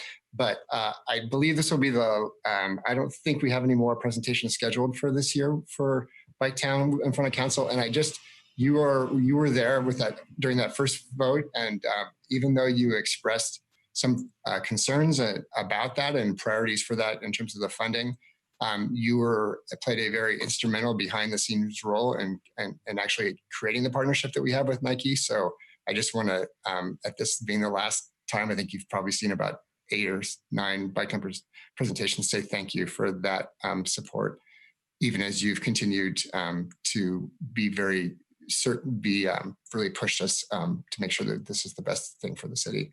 And so I did want to speak to the piece about helmets. And we've both in meetings with briefings with you and with council talked about our attempts to try to bring a helmet rental or kind of like a helmet on demand system to Portland. And unfortunately that company went out of business and wasn't able to execute on that. It is something that I personally, as somebody who always wears a helmet, I'm look forward to doing.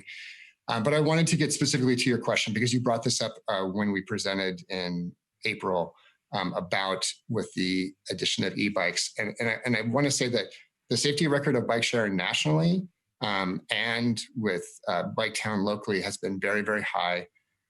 We have very, if you look at the chances of being seriously injured on a bike share bike in the data, it's incredibly low. And I do want to underscore your point about just that, the bikes would be able to go faster. And we actually, after that, we worked with Lyft to kind of do some research on this question because of your inquiry about that.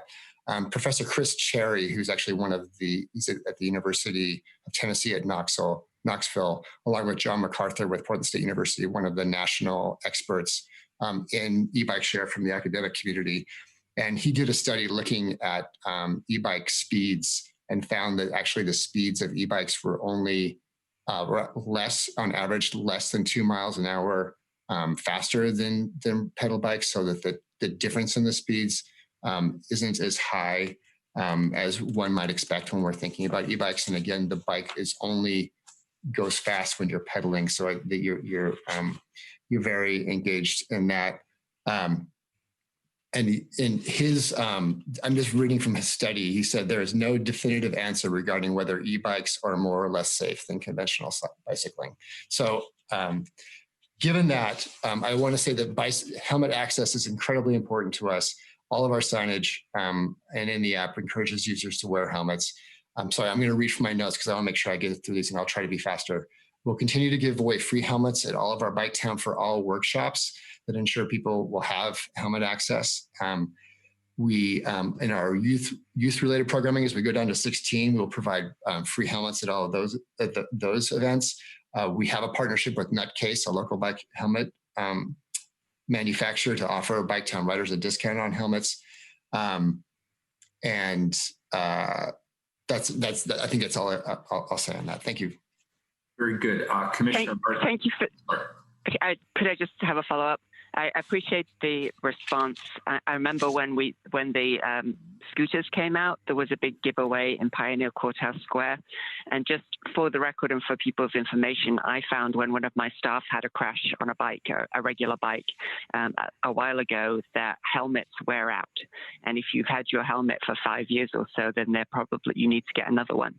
So to the extent that we can help people understand that, and that's even if you haven't had a crash, just the padding inside or whatever it's called disintegrates. So that was news to me, and I just want people to know that we do want them to wear helmets whenever they're riding on city bikes and city scooters. Thank you. Thank you, Commissioner. Commissioner Hardesty has her hand raised. Thank you, Mayor. Thank you for that fabulous testimony. And I think you should probably put that picture of the commissioner on the bike in some art collection somewhere. Seriously, though, I noticed that we're going to lower the age of consent from 18 to 16. And what I know is that when the age requirement was 18, there were a lot of under 18-year-olds that were using bike share. And so now that we're going to lower it to 16, I'm expecting 12, 13, 14-year-olds who believe they are 16 in their mind to be also utilizing this bike share. And so that creates more opportunity for accidents and injury. And so I would like to know what was the reasoning to go from 18 to 16, and how are we going to make sure that we don't have 12, 13, and 14-year-olds with mommy and daddy's credit card actually using bike share. And let me just say, before you answer that, I am absolutely thrilled that bike share is moving to an electric bike option that will put old people like me on bikes much more readily than I would do otherwise. And so I am thrilled with the direction the program is going. So I want to be really clear about that. But just knowing how the real world operates, we did not have compliance at 18, and we're not going to have compliance at 16. And so would you tell me how you perceive that working out and what you will do when we find out that there's a lot of little darlings that are pretending to be 16? Thank you. Well, thank you, Commissioner Hardesty, and thank you for the input that you've given to staff, both at previous hearings and during the briefings that we've done with you over the past couple of years. And for the record, I want it to be known that I have never, ever thought of you as an old person, and neither do I think anybody else on staff does. You were the I'm getting older by the moment, trust me. Well, believe me, I think that when you became a Bike Town model, I think we obviously know that you missed one of your callings in life. But to your question, which is serious, I mean, I think that, one of the things is that to us, it was very important to try to reduce the age to 16. And I'll just say that there's a couple of pieces of that. One is just equity and access. Moving to East Portland, we know that our East Portland high school students have lower levels of transportation access than parts of the other parts of the city, and also just in terms of climate and really trying to create a culture among our youth who tend to be really some of our climate justice leaders, to make sure that they have access to that system. We will be requiring, to get to your question, I want to be honest with you that it is always challenging when we have any shared vehicle where a credit card and a mobile phone is kind of a remote way to qualify folks. There is a parental guardian sign off that will happen as part of that. And I can provide you as part of that registration flow. I would like to, as opposed to trying to answer this only half right, get back to you and your staff with a written answer, and then if you desire a briefing, but just to make sure that I actually talk to you about that process in a more accurate fashion. Thank you. I appreciate that. Yeah, but that is, I think. Go ahead. Yes, and so I think that's a very reasonable and smart concern for you to have, and I will say that with your direction, we will both get back to you with more information on that, and be sure to monitor that and work with our Lyft operator team to do this. And I will say that we're always, and we deal with this with fraud on the fraud side with Bike Town for All. You're always on this continuum between, if you're trying to prevent fraud, then reducing access or making it harder for people to get in by creating more layers of verification and providing more access and have more opportunities for fraud. So with Bike Town for All, just to be perfectly frank, we've gone really hard on the access side of making sure we have a lot of people. We have lost a number of bikes because of that, creating that access that but it's just something that we're always trying to find this balance. But we're talking about public safety here and not about just a capital asset. So I think that your question's well taken. Thank you. Steve, I just want to say I appreciate you being thoughtful in that answer, because I didn't expect you to be able to pull a complete answer out of the air, but it means a lot when city employees actually help us understand the process that you're going through to make a decision, right? Because I know that's a question I'm sure a lot of parents would have. And so I really appreciate it. And my office is here to help you and us figure out how we can make this accessible and safe, and make sure that we are not putting young people in danger. Thank you. Thank you. Might I add something? Commissioner Hardesty's question. Also, that to the point of the programming that we do with Safe Routes to School, we're really hoping to develop an e-bike education and bike town specific education program where they have to go through the rules and fill out a test and then maybe potentially get a discount. So somehow working to incentivize that would hopefully bring more youth through that pathway where they have to learn the rules and get signed off in the appropriate channels. Thank you. Very good. Thank you, Commissioner Daly. Thank you, Mayor. Well, this is an interesting conversation. I want to say that I do support lowering the age to 16. We allow 16-year-olds to get behind the wheel of an automobile. So I would find it hard to justify not continuing to not allow them to legally use our bike share system. But I do have questions for Steve about liability for underage users. Does that parental write-off include some explanation of their liability for one, allowing their 16 and 17-year-olds to use bikes, but two, if someone under 16 is using the bike, what's the liability there, whether they allow it or not? And what's the penalty? Yeah. Thank you, Commissioner Daly, for that question. And I will just say that we tried to lower in our negotiations with Motivate originally on this contract. We tried to get the age lowered, and there at that point they had a concern about this issue of liability on their end of things, and we pushed on this and actually made it a condition of the request for proposal because it was very important to us to kind of provide the access, and as you said, to have those both things. I'm getting a chat through another channel of the image that was sent, and I'm afraid if I try to see if I can bring it up for myself, I'm not sure I can, but I just don't want to give an answer that's not completely accurate. So I would like to just actually get back to all of council with this, since we've had 2 questions on it.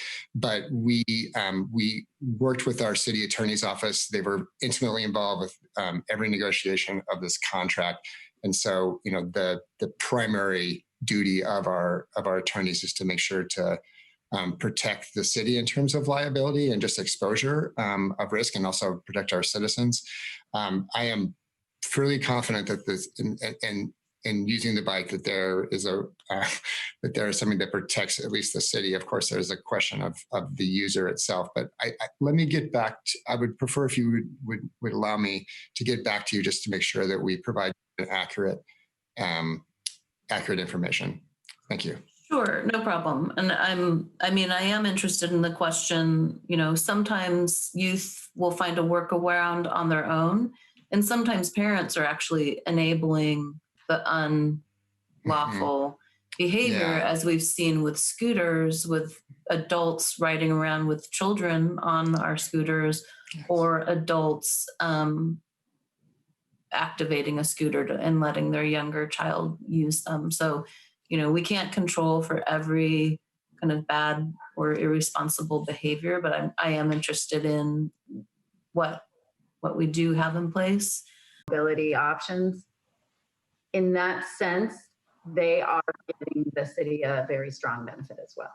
So I'm going to have Steve add that if you have additional things to add. I guess, hey, Catherine, this is Chris. One other thing I would like to add is just in terms of all the things that Roshan talked about, those are things that aren't happening in a lot of other bike share systems. And it's because of the sponsorship, but it's because of the community-oriented work that we're doing with Nike and Lyft. So I don't think this is your garden variety type of sponsorship. This is really more of a partnership that's, I think, deeply rooted in the community. So, but thank you for the question, because it really does talk about the ethos of the program that we've set up.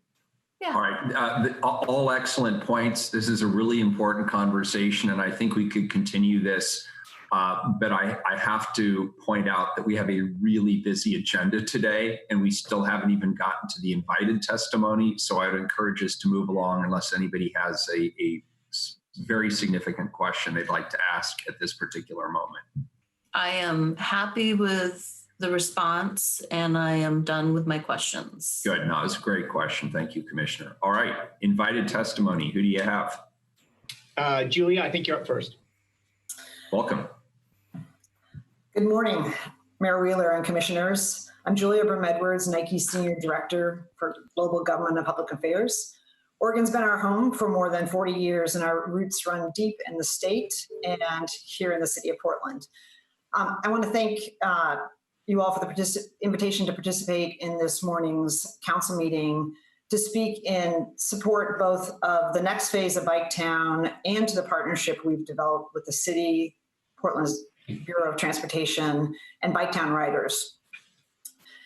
Before I say a couple of points, I just want to pivot back to the earlier conversation, because this might be my last opportunity to thank Commissioner Fritz on this particular topic for the support and partnership. And always, I thought of her this morning when I pulled out my Biketown helmet, because I knew that this topic would come up, and I really appreciated her advocacy over the years for the safety of Biketown riders. So we're going to miss your voice, but I know we all will be remembering that as we move ahead.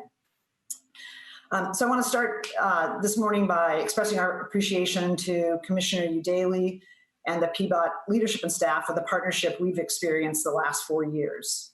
It has been strong and deep, and it's been grounded in a common vision, in innovation, and in a commitment to work together to create a Biketown accessible to all of our community. Leveling the playing field for all is part of Nike's purpose to create active communities and increase access for all, while also embracing sustainability. When it began in 2016, Nike was the founding partner and title sponsor for Biketown. And as part of our continued investment to uplift communities and advance purpose in our home state, Nike will be extending its sponsorship pending approval of the Council of Biketown through summer of 2025. In our 4 years of Biketown, we co-created multiple collections of limited edition bike wraps to live alongside the vibrant orange bikes. Now, we love the orange bikes, but we were especially honored to elevate the limited edition collections that have been referenced earlier this morning. These included the locally inspired Community Design Challenge and Awareness Raising Culture Collection, which were highlighted in this morning's presentation. I loved all the pictures. It just brought back lots of memories of the rollout and the launches and the designers and local communities we worked with. The Culture Collection was inspired actually by Be True bikes that were launched at Pride Month of 2017. And I know Mayor Wheeler participated in that launch of the first bike. In winter of 2018, Nike sponsored the Biketown Design Challenge, inviting artists and community members to create designs celebrating Portland's 5 regions and neighborhoods, incorporating both iconic Portland elements and creative concepts. As a Southeast Portlander, I loved riding the Southeast bike, celebrating images and iconic art from my community. And I know others around the city did as well. Those 5 winning designs graced 50 of the fleet's bicycles. We also provided financial support to PBOT's Adaptive Biketown program, which in partnership with Albertina Kerr aims to increase bicycle access to people with disabilities. And in 2019, Nike partnered with PBOT to engage and celebrate Portland's rich and diverse communities through a series of bicycle design wraps known as the Culture Collection. All of these designs celebrate the diversity of Portland's bicycling culture and our broader community. We appreciated the mayor and individual commissioners' participation and elevation of these bikes as they were launched into the fleet. We plan to continue the legacy of giving voice to Portland's neighborhoods and communities in phase 2 of Biketown. Our goal moving forward is to continue the legacy of Biketown of giving even more people in our community, and I think this proposal that you have before you this morning does that, in more of our neighborhoods, so that there's access to affordable, active, and sustainable transportation options, and that we do that in strong partnership with the city. So thank you again for the opportunity to participate this morning. I know Nike's been honored to partner with the city in rolling out what I think is really an iconic and special version of bike share in Portland.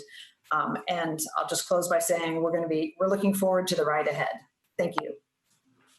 Thank you, Julia, and thank you for Nike's support. This is outstanding, and we really appreciate your leadership on this.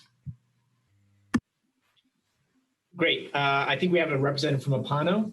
Hopefully they're here. Hi. Good morning. Hi, good morning. Good morning, Mayor. Good morning, Commissioner. Thank you, people, for bringing me here. My name is Wanale. I have worked at Apano as a Chinese community organizer for 5 years, and I have managed transportation projects for the last 2 years. When we moved into our new office, the Orchards of 82nd, Apano staff only have 3 parking spots. The 48 unit residents who live upstairs only have 10 parking spots. The traffic is getting worse on Divisions and 82nd. There are more residential apartments, affordable housing, and small business in the J District. Transportation is really important in our flowing community. As Apano's community development program, we want to make sure all the residents, workers, and students have a safe, convenient, easy options to travel to work, to school, and to everywhere daily. On December 2019, P-BOT staff and I facilitated a micro-mobility focus group with East Portland residents at Apano. The focus group was conducted in English, Chinese, and Vietnamese with 10 residents. And none of them have ever ridden an electric bike before. As part of the event, participants try out the electric bike and give feedback on what they like and dislike. And participants were really excited to try the bikes, even for seniors residents. I also have continued to field questions from the residents and community members about supporting e-bikes in our community. I'm also part of the Bike Town Evaluation Committee. I'm so excited that we've overcome the 2 big difficult problems e-bikes face in J District. Fast pass car access and the power swappable batteries will be the big steps for electric bikes used with people who have language barriers. We want to advocate the residents in J Districts have access to all transportation options. Our mission is cooperation with all partners and transit providers to be able to provide easier ways to help, support, and educate residents all access the new transportation options. Thank you so much for the opportunity. Let me speak for Apano, speak for our community. Thank you so much. Thank you, appreciate it. Great, next we have Ada Antonio from Hacienda, TDC. Hi, everybody. Can you all hear me? Loud and clear. Great. Well, good morning to you all. My name is Aida Antonio. I am representing Hacienda CDC and the Colleen neighborhood. I'm so happy to be here to talk to you all about my experience and the experience of the community, especially the Colleen neighborhood, when it comes to Bike Town. I think the talk about expansion and all of this great upgrade basically is just so exciting. It's something to really look forward to. There has been a lot that has been said about Bike Town that I would like to add to. I think one thing that's been really big for me is that, I was born and raised in the Colleen neighborhood. I actually was a resident in low-income housing throughout a majority of my life. And I loved my bike. I loved to go to school on my bike. If my mom let me, I would do it. And so to think about how Bike Town has made a presence in the Colleen neighborhood has been so thrilling for me because it wasn't there, 10, 12 years ago when I was, 15, 16 years old. And I'm seeing our residents are so interested, they're engaged with the idea of Bike Town being in the Colleen neighborhood. As Korean had mentioned earlier, we were involved with the pilot for the transportation wallet in the Colleen neighborhood this past year. And we have seen such a huge spike in interest for Bike Town. we have residents that come to us and ask us, how can I use the app? Like, how do I use a bike? Are there classes that I can take? And they are very eager to just get their hands on and just become more experienced with using Biketown. So, this whole conversation around, expansion and adding more bicycles is just really thrilling. I'm excited about where this is going to go. I know that our residents are excited. We've got lots of different students that need to commute to Madison High School, Grant High School, Jefferson High School, and, the Somali Latino community that, need to get to work. We have Columbia, Lombard, Killingsworth, and Sandy, all very important intersections there that, I think biking definitely needs to continue to be a part of the conversation. We talk about other transportation options in the Coley neighborhood, because currently we only have one bus and it's the bus 72.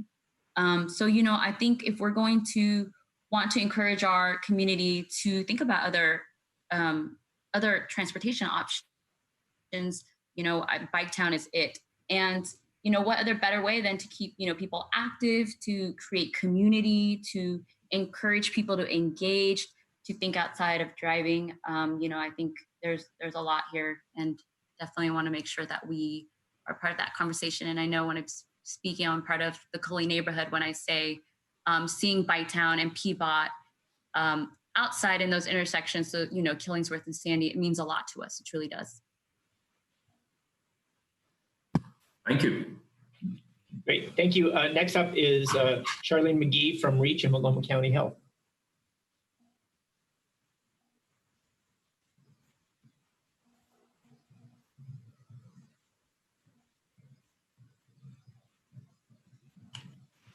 Oh, there she is. Great. Great. Good morning, Thanks, Mayor Wheeler and members of the Portland City Council. My name is Charlene McGee, and I have the privilege of working as Multnomah County's REACH Program Manager. REACH stands for Racial and Ethnic Approaches to Community Health. We are one of 31 grantees funded nationally by the Center for Disease Control and Prevention to address the racial and ethnic health disparities within Multnomah County's Black and African immigrant populations. Within our grant, we have 3 different strategic areas: nutrition, community clinical linkage, and for this conversation, physical activity and built environment. Additionally, we have 3 cross-cutting themes: social cohesion and economic development. With that work, we work to ensure, and we work in partnership with our community to ensure that we're leading with the strength and wisdom of our community, preserving the culture, and ensuring that disparities are being addressed. Within our physical activity bucket, our work really works to bridge public health and transportation in the built environment, recognizing the intersectionality of transportation, both as a social determinant of health and at times a necessity to get to and from school, to access healthy food, to transport safely to everyday destinations, including park, housing, and to walk around the neighborhood. So for the current grant that we have, this is actually our second round of funding. One of the demonstrated success from the REACH 1.0 work that we did in partnership with our partners at the City of Gresham, we supported their first active transportation plan. And through that research, we learned that for every dollar spent to achieve their 2040 active transportation targets included in their transportation plan, there was a $2.48 benefit. So 2 times the investment. We also know that with access to active transportation, we know that it reduces healthcare costs, both for the new pedestrians and the bicyclists. We also recognize the positive impact on our environment as well. In Multnomah County, when we look at our 10 leading causes of death, 8 of those are chronic disease, and we see connection between transportation-related measures to those different health disparities. So that include, we think about our community members who may have asthma or experiencing chronic disease, definitely improving the environment, have health benefits to them as well. Within the economic benefit, we know that household transportation saving is a benefit, as well as external costs of vehicle travel. Additionally, with the introduction of the e-bike through this partnership with Biketown, we know that e-bike will allow community members who may be experiencing health ailments to be able to ride bikes and engage in active transportation. As part of our REACH work, we are also part of a national effort through a program that's been launched called Healthy People, Active Nation. And that effort is a national campaign that's looking at increasing the number of physical activity of residents throughout the country to 60 minutes per day. So this is another opportunity that we are excited about, knowing that it will promote increased physical activity within the community. So it would be remiss as a public health professional to not acknowledge that, in the midst of COVID, biking is definitely a travel mode that provides a relatively low exposure once an individual who is engaging in that activity is adhering to public health guidelines. So that includes wearing the mask, practicing physical distancing, and certainly wearing your helmet. With our continued and growing partnership with PBOT, we're definitely intentional really about advocating and ensuring that the Black experience is centered in the active transportation policy, programs, and investments. Part of our REACH deliverable for this round is that we developed a transportation safety report. Within that report, we recognized, another stark disparities around Black and brown bodies being injured, fatalities, and citation.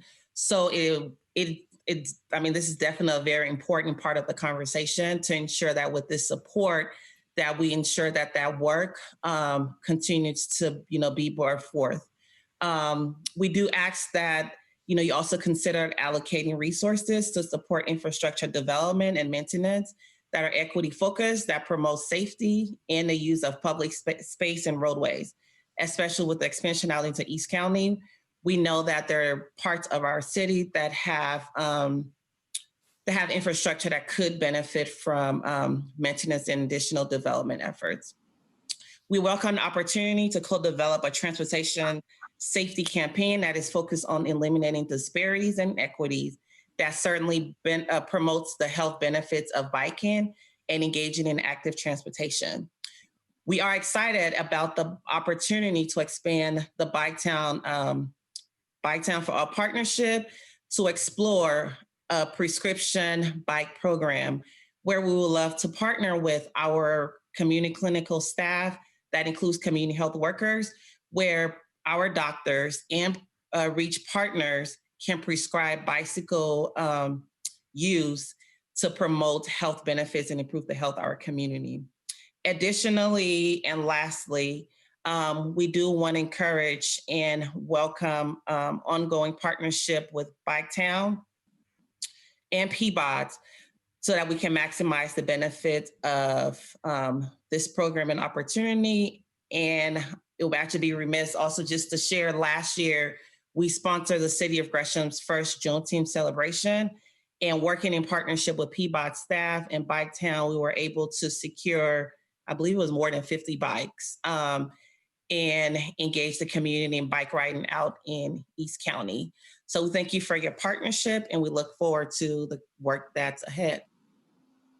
Thank you. Thank you, Charlene. And our last speaker is Craig Rush from Albertina Kerr, which will talk about adaptive bike town. Before we do that, Commissioner Udaley has her hand raised. Commissioner Udaley? No? Oh, no, that's okay, leftover. Sorry. That's an old hand. Okay, should I go ahead? Yeah, please go. Okay. All right, well, good morning, commissioners, mayor, and guests. My name is Craig Rush, and I'm the founder and director of Kerr Bikes, which operates the Adaptive Biketown program. I'm here on behalf of Albertina Kerr Centers and the Kerr Bikes manager, Ryan Ross, who could not attend today's hearing. Kerr Bikes is a program of Albertina Kerr Centers, which is an organization that serves children with mental health concerns and children and adults with developmental disabilities. We feel incredibly grateful to be part of this amazing program. And I think at this point, we'd just like to share what has been happening since we were last here. I think Ryan presented a couple of years ago after the pilot program had ended. So this is our 4th summer, and we've seen growth in the program every year. Last summer in 2019, we had over almost 200 rides with over 1,000 hours of riding time. 90% of those rides were by people who identified as having a disability. 80% of those were first-time unique users. We've grown the fleet over the years with generous donations from Portland Parks as well as private organizations, giving us a total of 26 bikes right now, including 2 recumbent e-trikes provided through a Nike grant in 2018. Given the success of the program, we're eager to discuss how we can continue to improve and potentially expand the Adaptive Bike Town program. To that end, I think at this point, we propose that we reconvene the work group that we originally engaged with prior to the initial pilot. The goal being to reach more adaptive riders in more parts of the city and be able to meet their needs with the highest standard of service. Some ideas we might want to explore include, should there be a more programmatic approach to what we're doing? Do we consider docking stations for point-to-point trips? Should we expand to include other centralized hubs or kiosks at transportation centers? Do we expand to other parts of the city that are underserved? And how do we incorporate additional adaptive electric bikes into our fleet? And what do we do to continue coordinating between Adaptive Bike Town and efforts with the direction of the Bike Town program? We're really looking forward to knowing the best way to serve our communities going forward. You know, it's been a difficult year with the coronavirus, of course, and, to date, Kerr Bikes were down 87% less revenue than we saw at the same time last year. And right now, because of the coronavirus, we've only had 12 riders this year. Of course, many of our riders being part of the vulnerable population who would be most impacted by what's going on with COVID-19. Fortunately, we're able to continue operating the Adaptive Bike Town program, given the generous grants and the contractual funding that we have with PBOT. However, if we want to improve and expand this program over the coming years, we're going to need additional resources to help with outreach, public research, additional partnerships, and to offer more hours, more riding times, scholarships, and to explore new equipment that might increase ridership or add to the rider experience. We'd love to be able to serve previously underserved communities of East and North Portland and offer them the same recreation opportunities, but without additional resources, it's going to be hard to figure out how to make this possible. So just as you hear other testimonies, keep these things in mind as we think about the Adaptive Bike Town program. Again, we're incredibly grateful to the City of Portland, to PBOT, and to Nike for making this possible. And we know our riders feel the same way that we do, so thank you. Thank you, Craig, and that concludes our testimony. Very good. Thank you, Director Warner. Carla, how many people do we have signed up for public testimony? We have 5, Mayor. Okay, we're going to, due to the lateness of the hour, and we are barely into our agenda this morning, we will limit public testimony to 2 minutes each, please. The first person is... I'm sorry, Carla, to interrupt. Again, I'll point out the council rules that were read at the beginning. Testimony must pertain to the two ordinances that are before us today, or we will have to ask you to stop. Thank you. The first person is Ian McKenzie. Good morning. Good morning. My name is Ian McKenzie. I'm a member of the Bicycle Advisory Committee. I'm only speaking on my own behalf, however, because the committee was never consulted or informed about the changes that you're being asked to vote on today. I think that's unfortunate because there are issues that should have been vetted before this came to council, especially as an emergency ordinance. I'm really excited about the introduction of e-bikes, and I will probably try them out on the day they launch. The expansion of the service area is welcome, if insufficient. I also support lowering the age so that people old enough to drive cars can ride a bike. What I'm concerned about is the cost of the new system. Today, you can buy an annual membership to Biketown for $99, which covers 90 minutes of riding a day. Soon, every minute will cost 10 cents over and above the $99 membership. The 90 minutes that are currently included will instead cost $9, almost twice the price of a TriMet day pass. Most people probably don't use Biketown that much, but the fact remains that every spontaneous trip that's currently free for members will come with a new cost. For pay-as-you-go members, the cost will go from 8 cents a minute to $1 to unlock, plus 20 cents a minute. Someone I know mentioned that it will triple the cost of his commute. We should remember that people who use Biketown to commute are more likely to be people who work jobs with early or late hours and who can't necessarily rely on TriMet at the end of their working day. People is quoted as saying they think this cost increase will be worth it. Maybe to some people it will be, but there is no public engagement done to back that up. If we were simply adding e-bikes to the existing system as an option, I would have no problem with there being a premium cost associated with it. That's not what's happening though. We're scrapping all the bikes that the city bought 4 years ago and replacing them with e-bikes owned by Lyft that will cost more to use. Other cities, such as DC and San Francisco, have kept lower priced traditional bikes when they've added electric bikes to their bike share system. If TriMet or the Portland Streetcar were proposing such a large fare increase, or indeed any fare increase, we wouldn't expect it to be announced on a Thursday morning with the final vote happening the following Wednesday. That shouldn't happen for Biketown either. Thank you. Thank you. Appreciate your testimony. Next is Paul Frazier. Morning, Paul. Good morning. Thank you, Commissioners and Mayor. I want to start out just saying I really appreciate this alternative testimony format. It's allowed me to be more engaged. I would not be able to testify if this was a regularly scheduled council meeting. So I would encourage us to take this trying time of COVID and apply it to how we can boost engagement generally. I share Ian's excitement for e-bikes and also share his cost concerns. I really do think, I've testified for RIP and talked about things being on the margins of we can use economics to shift behavior. And I think it's a pretty big economic change that no longer does an annual membership get you free rides. Like there's been models in New York where you get free rides up to a certain amount of minutes with an annual membership. And so I would really just encourage us to look at that. I'm also concerned about the Biketown for everyone becoming Biketown for some people with increasing the cost for that program as well. I think if we're going to look at price, helping with pricing, I think we should look there first. And I think I welcome the $20 grants, but what happens after that? I welcome returning bikes to stations to earn credit. I would ask that those be generous so we're not placing undue burden on those with already hard situations to earn transportation credit. I appreciate all of the commissioners' concerns around helmets. I sent a link to a street blog article to the county clerk. Helmets, I believe, are a red herring. Look at the data. There was actually a study done where the hypothesis was bike share without helmets would lead to an increase in injuries. It led to a decrease because when there are more people out there, it creates a better sense of safety. Drivers have to pay attention and injuries go down.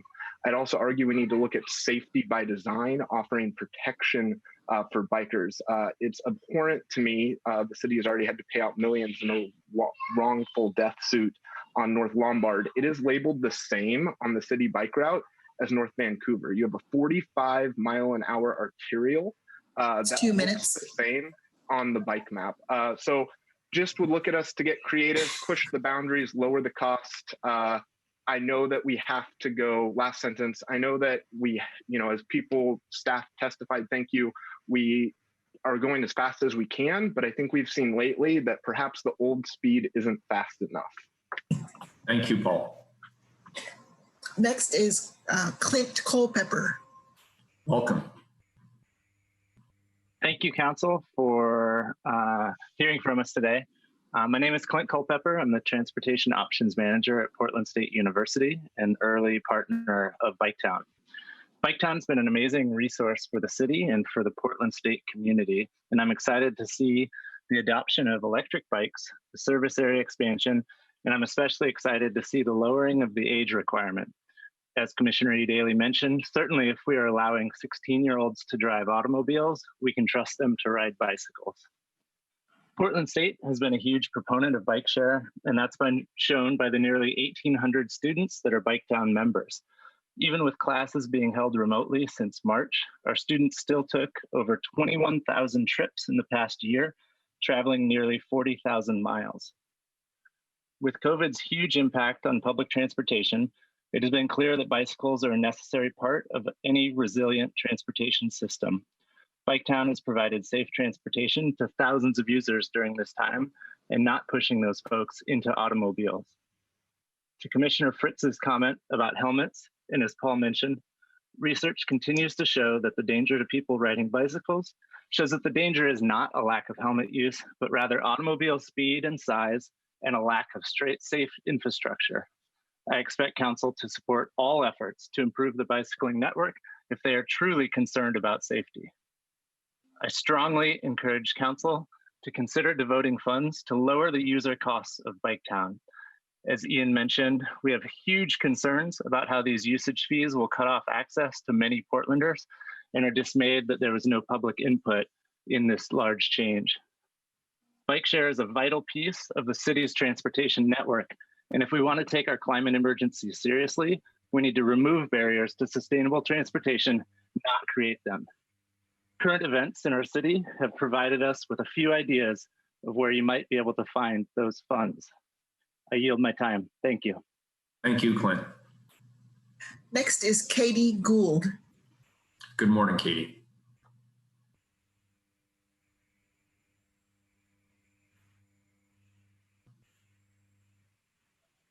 Katie, are you unmuted? Hi, can you hear me now? Yes, thank you.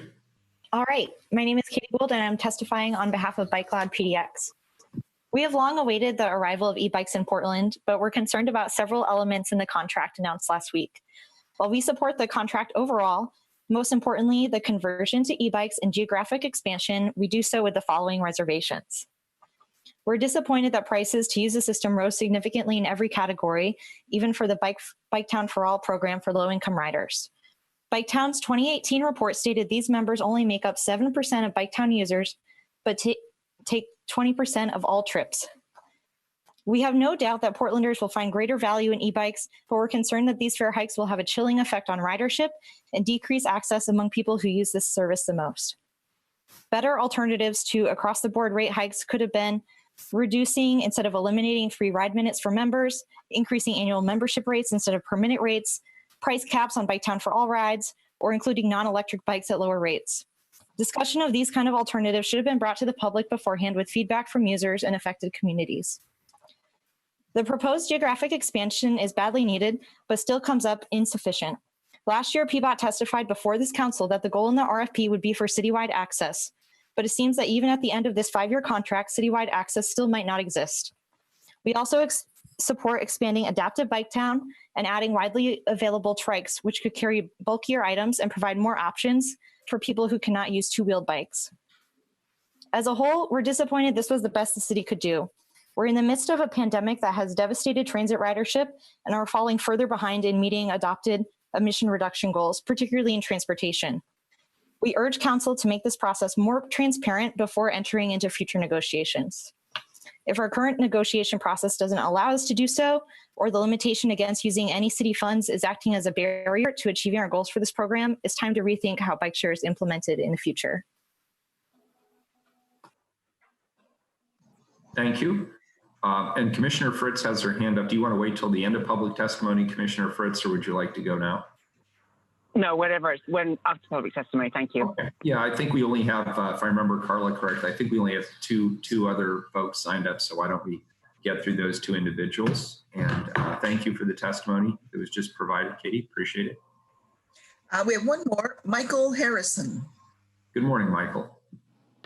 Good morning. My name is Michael Harrison. I'm Director of Local Relations at OHSU. Thank you for the opportunity to speak in support of PBOT's proposal today. As the state of Oregon's public academic health center, we take public health very seriously. And as Charlene McGee from the county pointed out all too well, how people commute to work is very much a public health issue. OHSU has developed a significant transportation options program, including paying our employees to bike to work, for example. And our efforts are paying off. According to a 2019 employee survey, 17% of our employees bike commute. This is particularly impressive when our main campus is located at an elevation of 500 feet. This steep terrain prevents all but the most physically capable bikers from directly reaching our main campus. With all this in mind, OHSU fully supports PBOT's proposal to expand the geographical service area of Biketown and to convert the fleet to electric bikes. Electric bikes would make cycling an accessible option for more of our employees, as well as the larger public, and we applaud the effort.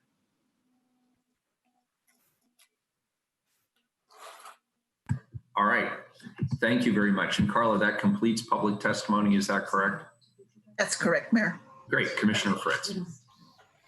Thank you, and I appreciate the testimony. I have a couple of further questions. Number one, why wasn't there any public engagement on this?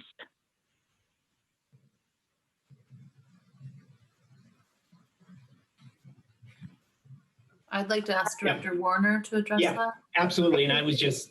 Do you want to do that, Chris, or do you want me to do that? Yeah, go ahead, Catherine. Okay, I was just unmuting myself. My apologies. So thank you, Commissioner, for the question. We have spoken indirectly with the Bicycle Advisory Committee about the fact that e-bikes were coming, and we have presented to Council the contract, that the contract was coming. It is true that we have not presented the details of the contract to the public, and really that's been about the contract negotiation process and us working through it under our contract limitations and contracting requirements. And then also looking at the resource constraints and doing what we can to get the most bikes and the most area for the city. Our intention is to do significant outreach this summer as we roll out the system, and that outreach will include a great deal of incentives and partnerships through our frontline community partnerships effort with nonprofit organizations, as well as just reaching out to system riders to help them understand the change and ask what's working for them and what's not. We did put out a map for year one, but that map for year two will change undoubtedly based on what we hear back from system users, from our organizational partners, and from the public. So, you know, it's what you're seeing is that balancing process between negotiating a contract and needing to get public input once we have the pieces on the ground and we can really help shape the next steps based on how those pieces are being used. Thank you for that answer. This is a 5-year contract, right? Yes, it is. And is there any particular urgency to have it passed today rather than having some community input? Because in particular, I thought the testimony about why are we having all e-bikes rather than allowing people the option of having a lesser expensive one, and the concerns about the cost for users.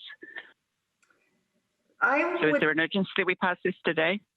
I will speak to the urgency, and then I would like Steve to talk about the why all e-bikes, because in his role as the North American Bike Share Association chair, he can really speak to what has happened in other communities. But in terms of passing today, what we are hoping is for continuity in system ridership. We have set up a schedule that would allow us to bring online the new system as we phase out the old system, and do so while there's still time to have good weather, good riding weather. So there is urgency here in terms of sort of moving it forward with respect to the contract, but obviously we also need to hear that council is comfortable with this. Thank you, Catherine. Commissioner Daly has her hand raised. And I didn't quite answer Commissioner Fritz's questions that I also hoped Steve would raise, but Commissioner Udaley, please, maybe you could add in and then. No, go ahead and finish. Steve, will you answer the question about pricing and then the question about why non-e-bikes as part of the system? Sure. So in terms of our existing bicycles, so it's not financially feasible for us to continue to use those bicycles with the new electric bicycles. They operate on a different back-end system by a company that's not affiliated with Lyft. So to do that would mean we would need to remove the controllers that are on the back of each one of those bicycles, put new ones on, which would be a cost of several $100s per bike, more probably than the bikes are worth. And it would be very, very difficult and costly for us to do, and would require us to renegotiate the contract to do that. And then secondly, and the reason that other systems that have done that one of the people in the public who testified is that they had the same operator and the same supplier from one contract to the other. So that would be the first part. The second piece about the cost of the system, I think Catherine talked about this a little bit. For one, e-bikes are a much higher value in terms of like how many people we can bring onto them and how many trips we can shift. We see ridership and other systems. The Lyft sees about a 3-to-1 ridership level on their electric bikes than their pedal-only bikes. So in aggregate, we bring a lot. We get a lot more bang for our buck with e-bikes in terms of the investment and the number of people that are able to use them and we're able to choose them. And so that's part of the reason for us to go to a fully electric bike fleet, is just to kind of really expand the access to that piece. The pricing piece is something that, we're certainly not champions on the program team of higher costs. It's a product of, I would say, two things. One, electric bike share systems are more expensive to operate. And so the cost, which is in line with other e-bike share systems across the country, is comparable to that. And then secondly, we really asked a lot of in this proposal, and that's, back to, I think, when Commissioner Daly's question of, why we have an operator who is a large publicly traded company. When you ask for a lot, you really need a company with the financial resources to be able to deliver on that. And we also asked for a lot in terms of going into East Portland at this first phase. It's a very large expansion of our service area. We've talked before about, just like transit, as density goes down, the cost of operating a system goes up because there's just not as many people at any one particular point to use that bike. So, it's kind of like pushing a balloon. I mean, we wanted that, and part of that is going to increase the cost of actually operating the system for our operator because of the large system. And we have further expansions that we are planning in the next year to be exact. So the cost of operating it goes up. And I think that what I just want to come back to is our commitment on the staff side, because we want everyone, whether that's on Bike Town for All or just anybody, that a barrier not be to using Bike Town be the cost. We have never turned anybody away on Bike Town for All because of cost, and have covered the cost of people all all weigh. I am committed as a program manager to make sure that nobody ever is not able to use Biketown for All because of cost.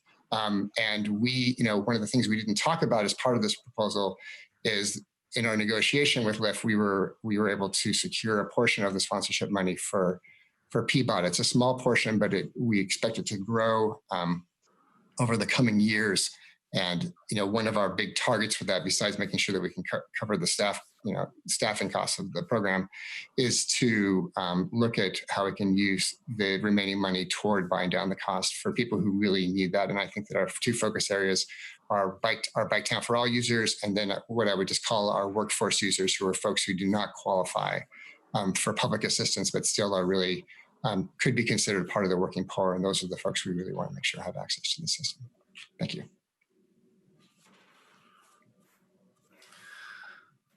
Mayor. All right, very good. Any further discussion? Commissioner Fritz, did you have more questions or did you get your questions answered? I did not. I appreciate the answers, and I'll support the ordinance because of my respect for the staff in the Bureau. Very good. That brings us then to Mayor, I've been waiting. Daly. Sure. So I want to thank everyone who came and presented today, especially those that gave public testimony. I'm surprised to hear that this wasn't brought to the Bicycle Advisory Committee. I'm disappointed that we're hearing anything but complete enthusiasm from the community advocates. I have a lot of questions now. I don't feel like I can get them answered in this session. So I'm going to move to remove the emergency clause so that we have a week to get these questions answered and bring them back. And Catherine, I'm going to assume that 1 week delay is not going to. We will make that work. Thank you. Prevent us from rolling it out. Yeah, we will absolutely. Commissioner, your motion. Thank you. Could I just suggest that instead of removing the emergency, you just set it over to next week? Because then if you can get your questions answered, it can still be an emergency next week. Sure. Thank you, Commissioner. All right, very good. I withdraw my second. I withdraw my motion. I move this item to next week's agenda. All right, that's teamwork. Commissioner Daly is going to have this continued to next week, correct, Lindley? Correct. Okay, good. So this item, both item number 590 and 591 are continued to next week's session. Thank you, everybody. That was a really good discussion. I appreciated that very much. Now we will move back to the regular agenda. Item number 597, please, Carla. Okay. Sorry. 597. Oops, sorry, page here. Appoint Zachary Sleicher as a new member to the Plumbing Code Board of Appeal for a term to expire July 21, 2023. Very good. Colleagues, today I'm requesting council confirmation to appoint a new member to the Plumbing Code Board of Appeal, Zach Silcher. It's a privilege to recommend such a qualified member in our community to provide guidance on plumbing code appeals to the Bureau of Development Services. Zach has lived in Portland for the majority of his life. He is a small business owner and operator, and he has experience both in residential and light commercial projects. Zach's specialty is residential service repair and remodel. He takes pride in providing exceptional customer service and lasting plumbing solutions. Terry Whitehill with the Bureau of Development Services is here to answer any additional questions. Thank you to Terry, Rebecca, and BDS for a very successful recruitment process. Good morning, Terry. Good morning, and actually I think Zach is here with us also. Great. Good morning. Morning, Zach. Good morning. Thank you for being here. I don't know if my colleagues don't have any immediate questions. Zach, can you just tell us a little bit about yourself and your interest in this important Plumbing Code Appeals Board? Yeah, forgive me. This is my first Zoom conference, so I'll do my best here. Thanks for giving me the time and the opportunity. I've been in Portland for 36 of my 38 years of life. I started plumbing in the Portland metro area about 15 years ago. Since then, I've been involved in working. I was actually a part of the union, and then I went off on my own to start my own business. And yeah, I mean, that's pretty much it. I'm just excited to have this opportunity to be a part of the appeals process. And Chief Plumbing Inspector Mackenzie James was who referred me to this. And so I'm just grateful to him as well. Thanks, Zach, and we really appreciate your stepping forward. We know there's a lot of technical aspects to this. This is a really important Board of Appeals. You've got exactly the right experience, so I'm very happy to recommend you. Colleagues, any further questions of Zach or of Terry? Mayor, I'll make a motion to accept your report. Thank you. And could I get a second? Second. So Commissioner Hardesty moves the acceptance of the appointment. Commissioner Fritz seconds. Carla, please call the roll. Hardesty. Thank you. Zachariah, is that how you say your name? What? Zakari. Zakari. What a beautiful name. I like your name. Thank you for your willingness to serve. I vote aye. Thank you. Udaley. Thank you. Aye. Fritz. Zakari, I can assure you that my first Zoom session was not nearly as smooth as that. Thank you very much for your willingness to serve. Aye. All right. Take your word for it. Thanks. Wheeler. Well, first of all, let me concur with my colleagues. I think it took me the first 10 Zoom meetings before I got to the point where you are right now. So I appreciate the speed with which you learned. I would expect that from a qualified plumber, somebody who comes out quickly. I am very, very happy to accept this appointment, and I thank you for stepping forward. I vote aye. The report is accepted. The appointment's approved. Welcome aboard. Thank you all. Appreciate it. Next up, Carla, please, is item number 598.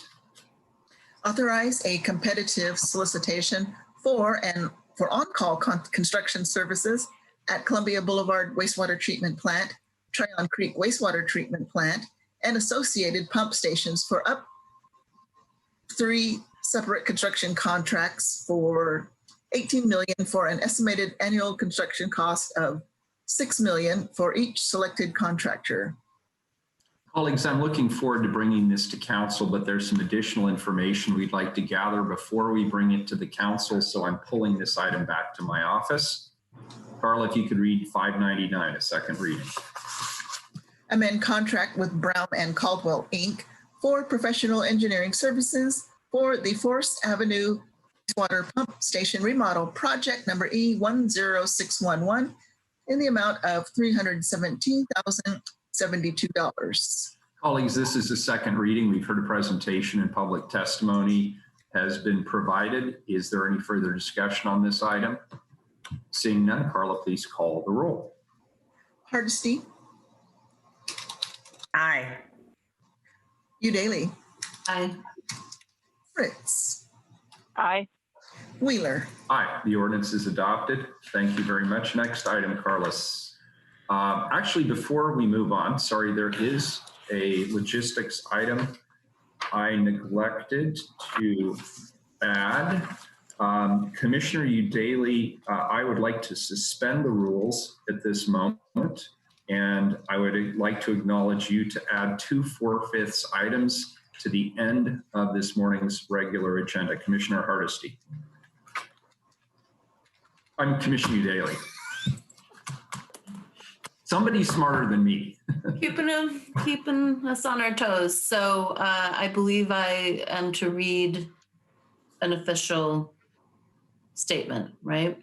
Correct. Portland City Charter, Section 2-113, and City Code Section 3.02.03.c.5 provide that matters not appearing on the agenda may be considered by council under suspension of the rules at any session. I move to suspend the rules for the purpose of considering the 2 resolutions I filed with the council clerk at the end of this morning's agenda. So we have a second. Carla, call the roll on the suspension of rules. Hardesty? Aye. Udaly? Aye. Fritz? Aye. Wheeler? Aye, the rules are suspended. Commissioner Udaly.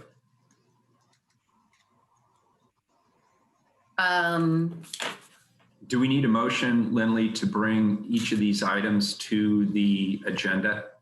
So is the intent to have these happen now rather than at the end of the agenda? No, they're to happen at the end of the agenda, but do we need to actually make a motion to put them on the agenda or no? No, by suspending the rules, they are now on the agenda and Carla has assigned numbers to them at the end. So you're good. Excellent. Okay, we're good to go. Thank you all very much for that. Thank you, Commissioner Udaly. We're on item number 600. Amend the contract with Environmental Systems Research Institute, Inc. for Geographic Information System software to increase it by $1,996,000 for a not to exceed total of $4,357,275. Thank you, Carla. Colleagues, this ordinance will amend the contract for the city's enterprise licensing agreement, sometimes called the ELA, with Environmental Systems Research Institute Incorporated, sometimes called ESRI, and it sets pricing for use of the ESRI software suite for a 4-year period through the fiscal year 2024. We have Matt Fried, GIS Program Manager, here to present. Welcome, Matt. Good afternoon, Mayor and Commissioners Fritz, Hardesty, and Udaly. I'm actually Dan Bauer, the Deputy Chief Technology Officer for the City of Portland. And Matt and I have joined you today to present this topic. Great, thanks, Dan. We are here today seeking authorization to amend our existing agreement with Environmental Systems Research Institute, ESRI, for Geographic Information System software, and to increase that agreement by a total of $1,996,000 cumulative for a 4-year term, which extends the agreement through June 30th of 2024. The city has a long-standing history with ESRI, and it is a key technology in our GIS program, which is relied upon by many bureaus such as PBOT, Water, BPS, BOAC, Fire, OMF, Police, and others. Included in the packet that was submitted to Council for this ordinance is a letter of support signed by the directors of 6 of these bureaus, demonstrating how important this technology is to their operations. ESRI is the industry standard and leader in geospatial mapping and provides a complete set of desktop, server, and web-based GIS applications, which are all widely used to support critical city functions. If you're not familiar with ESRI, you may be familiar with some of their software on a daily basis if you use things like the Johns Hopkins Coronavirus Resource Center or our city's own portlandmaps.com. Currently, over 2,000 city staff members have software covered by this contract on their computers, and it provides the mapping engine for many services, including portlandmaps.com, which are extensively used by the public. Every day, ESRI GIS applications are used across the city for functions such as support for our first responders, keeping city utilities running, processing permits, and implementing planning policies. These applications can be expanded in the use of data even more so with new products added under this amendment, including web-based scenario planning tools, data visualization applications, and web-based applications for public engagement. I will now introduce Matt Fried, the city's corporate GIS manager, to describe recent examples of the value the city has received from this enterprise license agreement.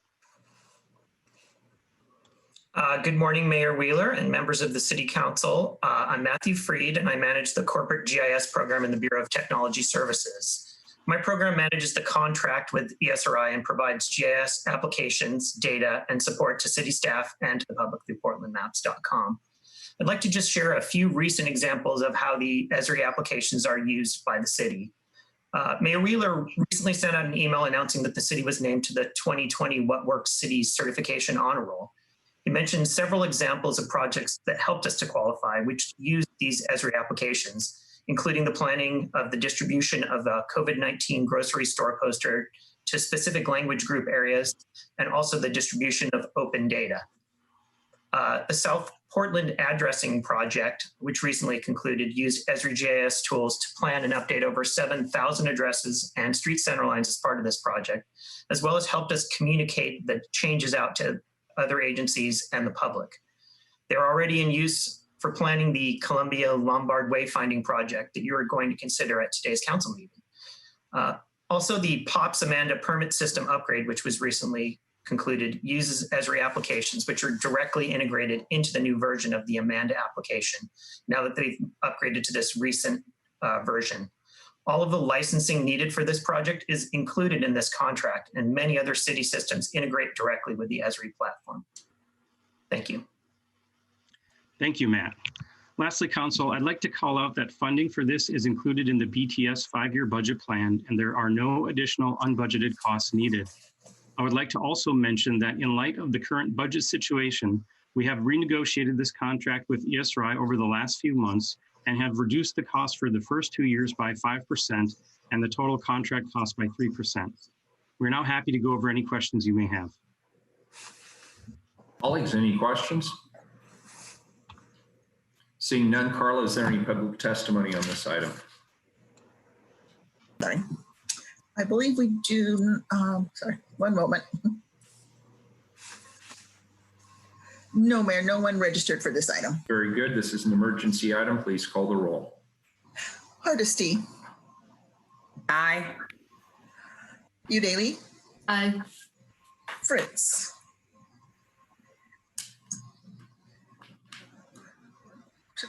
Fritz. Yeah, sorry, I had difficulty there. You had me convinced when you said portlandmaps.com. I think that app by itself is well worth the price, and I'm glad we're getting other stuff as well. Thank you for your work. Aye. Wheeler. Aye. Thank you for the presentation. The ordinance is adopted. Next item, please, Carla, is 601, a second reading.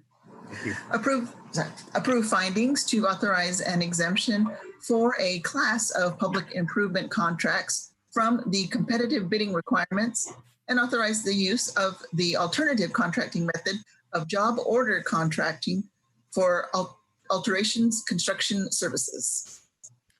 Colleagues, this is a second reading of a non-emergency item. We've already heard a presentation. There's been opportunity for public testimony. Any further business on this item? Seeing none, Carla, please call the roll. Hardesty. Aye. Udaly. Aye. Fritz. Aye. Wheeler. Aye. The ordinance is adopted. Thanks for everybody who worked on that. Item 602, please, Carla. Approve application under the multiple unit limited tax exemption program under the inclusionary housing program for Prov 3 apartments located at 5505 Northeast Gleason Street. Colleagues, you're well familiar with the format of these particular items. We'll turn it right over to Dory Van Bockel. Good morning, Dory. Good afternoon, actually. Good afternoon, Mayor, Commissioners. Thank you. My name is Dory Van Bockel. I'm the manager of the Development Incentives team with the Portland Housing Bureau. So again, we have before you an application for the multiple unit limited tax exemption program through inclusionary housing. So as you remember, any buildings with 20 or more units are subject to inclusionary housing as of February of 2017, and developers have different options in order to fulfill those requirements in otherwise market rate buildings. So this particular project is going to be restricting 15% of the units at 80% of median family income for the 99-year duration. And with a 22-unit building that's fully residential, that amounts to just 3 units that will have restricted affordability. And so the units that are affordable are representative of the total units in the building, so of what would already be built. And so that's 15% of each of the bedroom types, resulting in 1 studio, 1 one-bedroom unit, and then 1 two-bedroom unit. The multi, so as a tax exemption, is one of the financial incentives provided to this project through inclusionary housing for those who opt to actually provide units rather than paying a fee in lieu. And each multi-application, as it's called, does come to City Council for approval. In this situation, because the building is outside of the Central City Plan District, only the units that are affordable receive the tax exemption, and the other 19 market rate units and the land will be fully taxable. And so that amounts to, for this particular project, a total tax exemption of around $40,000 over the 10-year period. If you're looking at it over 99 years of the affordability restriction period, that's about a monthly tax exemption benefit per unit of $11. And there's an average difference in the rents over that. You know, if we're extrapolating out from current rents compared to the market rents and affordable rents, of about $135 a month that the rent would be reduced year after year. So tried to keep it brief for you, but this is adding to our pipeline of affordable units. We have another, this is the 86th project, and we've got about 650 units now that are coming on the market as a result of the inclusionary housing program. And I'm happy to address any questions. Thank you, Dory. Anybody have any questions for Dory? Seeing none, Carla, is there any testimony on this item? Yes, Mayor, we have one person sign up. All right, 2 minutes. Name for the record. Hung Nam. Hi, this is Young Nam. I'm a representative of Portland Metro People's Coalition. And I just want to bring up, you know, as I'm dealing with all this police violence, you know, whose city is this and who do we serve? This is such a low bar for inclusionary zoning. We should be demanding 50% of the units be affordable, not at 80% MFI. 80% MFI is $87,000, almost $90,000 a year. 80% MFI would mean people making $70,000 a year. And very few people I know make that much money. We are gentrifying this city, and no wonder the police are brutalizing people and arresting unhoused people. This is what they protect. And just like we were talking about earlier with these public-private partnerships, we are just giving away way too much. You have the power as the leaders of the city. We should be re-municipalizing and creating land banks and expanding our public resources instead of giving away all these kind of things to private developers. I mean, WDC Properties, Mark Madden donated $5,000 to Mayor Wheeler when he ran for as mayor, along with many other developers. You know, the Oregonian did that series about polluted by money. I can't breathe because we are polluted by money in the city. We need to reimagine how we do politics and run the city, not only rethink public safety, but reimagine how we do things. This kind of neoliberal system does not work for us.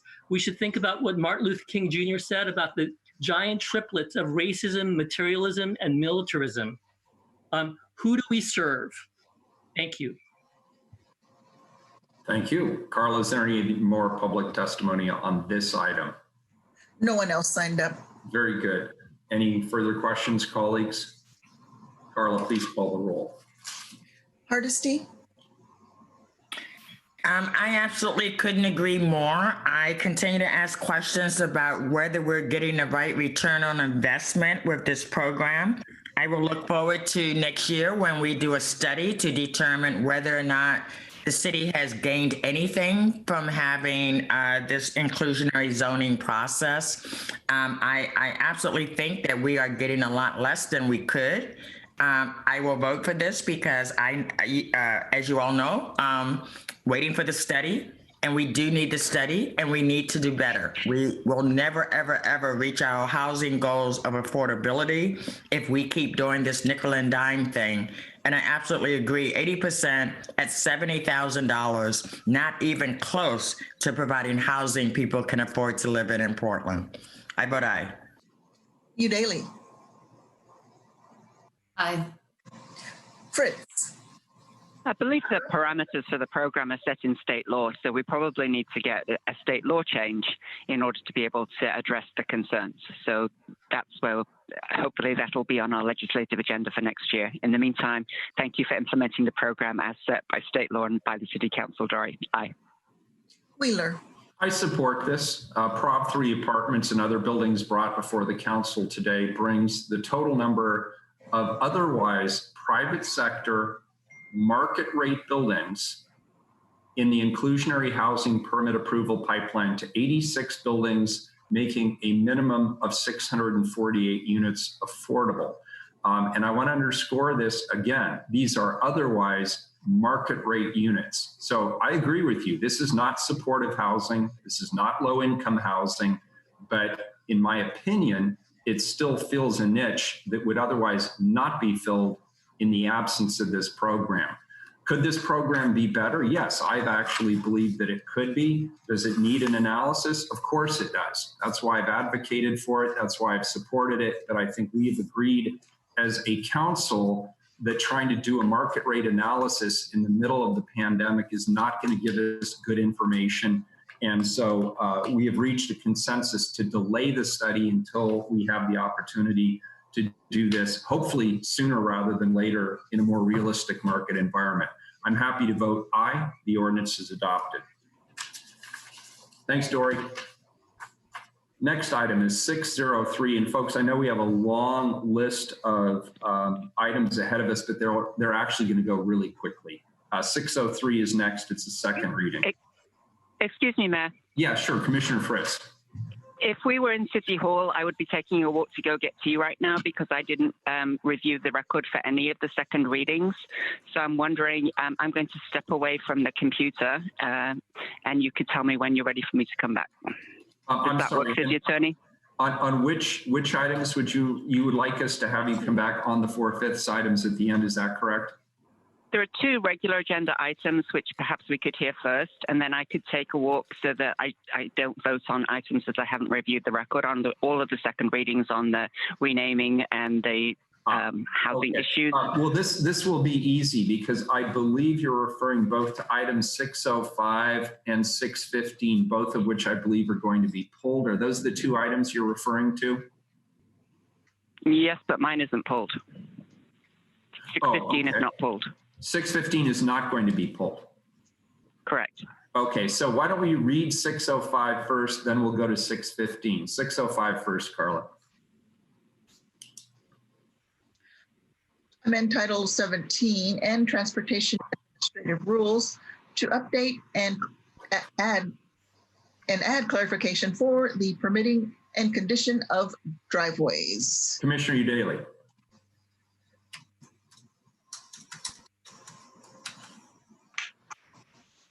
I'm baffled why we just jumped ahead.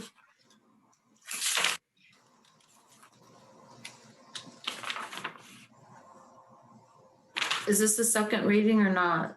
605. What are we on? 605. Amend Title 17. Okay, I thought you said 615. Can I jump in? This is City Attorney. I think the confusion is we skipped 603 and 604. Yes. Because I just did that at the request of Commissioner Fritz. Okay. So we're on 605. Correct. I'm pulling this item back to my office and I'll bring it back as part of a large packet of Title 17 changes. Thank you, Commissioner Udaley. And then Commissioner Fritz, you're saying you do want to hear 615 today, correct? The resolution? Yes. Yes, please.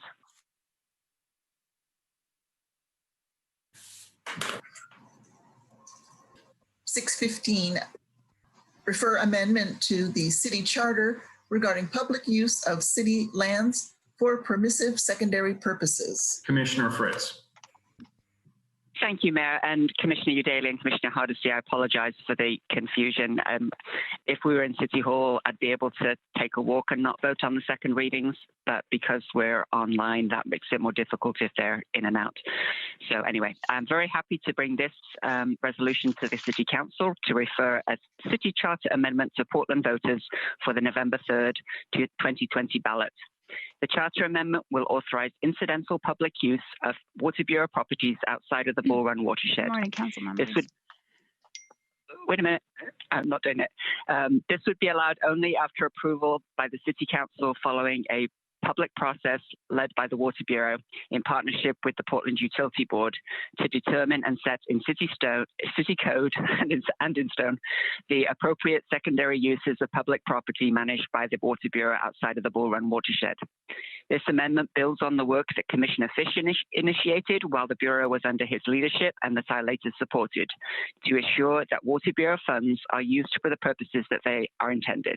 It is important to me that this work is completed before I leave office at the end of this year, and that's why I'm bringing the amendment now rather than waiting for the Charter Commission.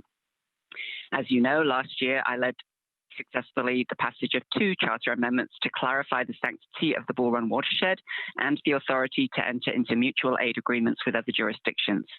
This was in response to the troubling court ruling that questioned the Council's authority to make decisions in the public interest for uses of the water fund. I'm excited to bring before you today this resolution which aligns with Council's shared values and which would benefit the public.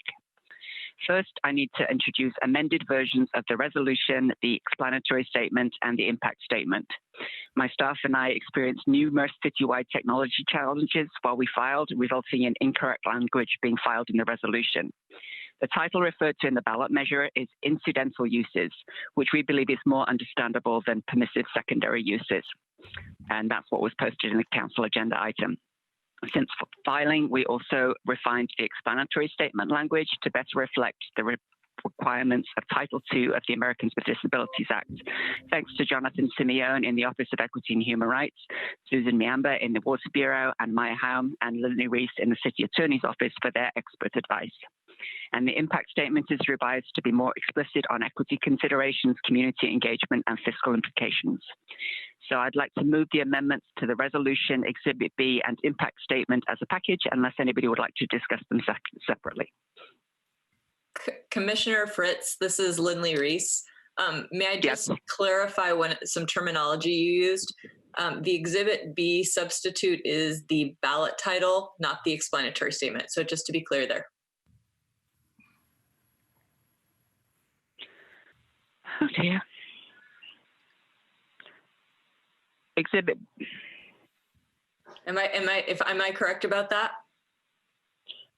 I thought Exhibit A was the charter amendment language, and Exhibit B was the explanatory statement to be posted with the amendment language. I believe it is the ballot title, Commissioner. So am I moving to change it at Exhibit A, Lindley? No, Commissioner, you are, in fact, your amendments were to Exhibit B, but Exhibit B is the ballot title, not the explanatory statement. Oh, I apologize. Thank you for the clarification. Yes, so I move the amendment to the resolution, the ballot title, and the impact statement. Second. Thank you. Now, could we take a vote on that to put them on the tape, to put the substitutes on? If I can find my unmute button. Carla, please call the roll. Hardesty? Aye. Udaly? Aye. Fritz?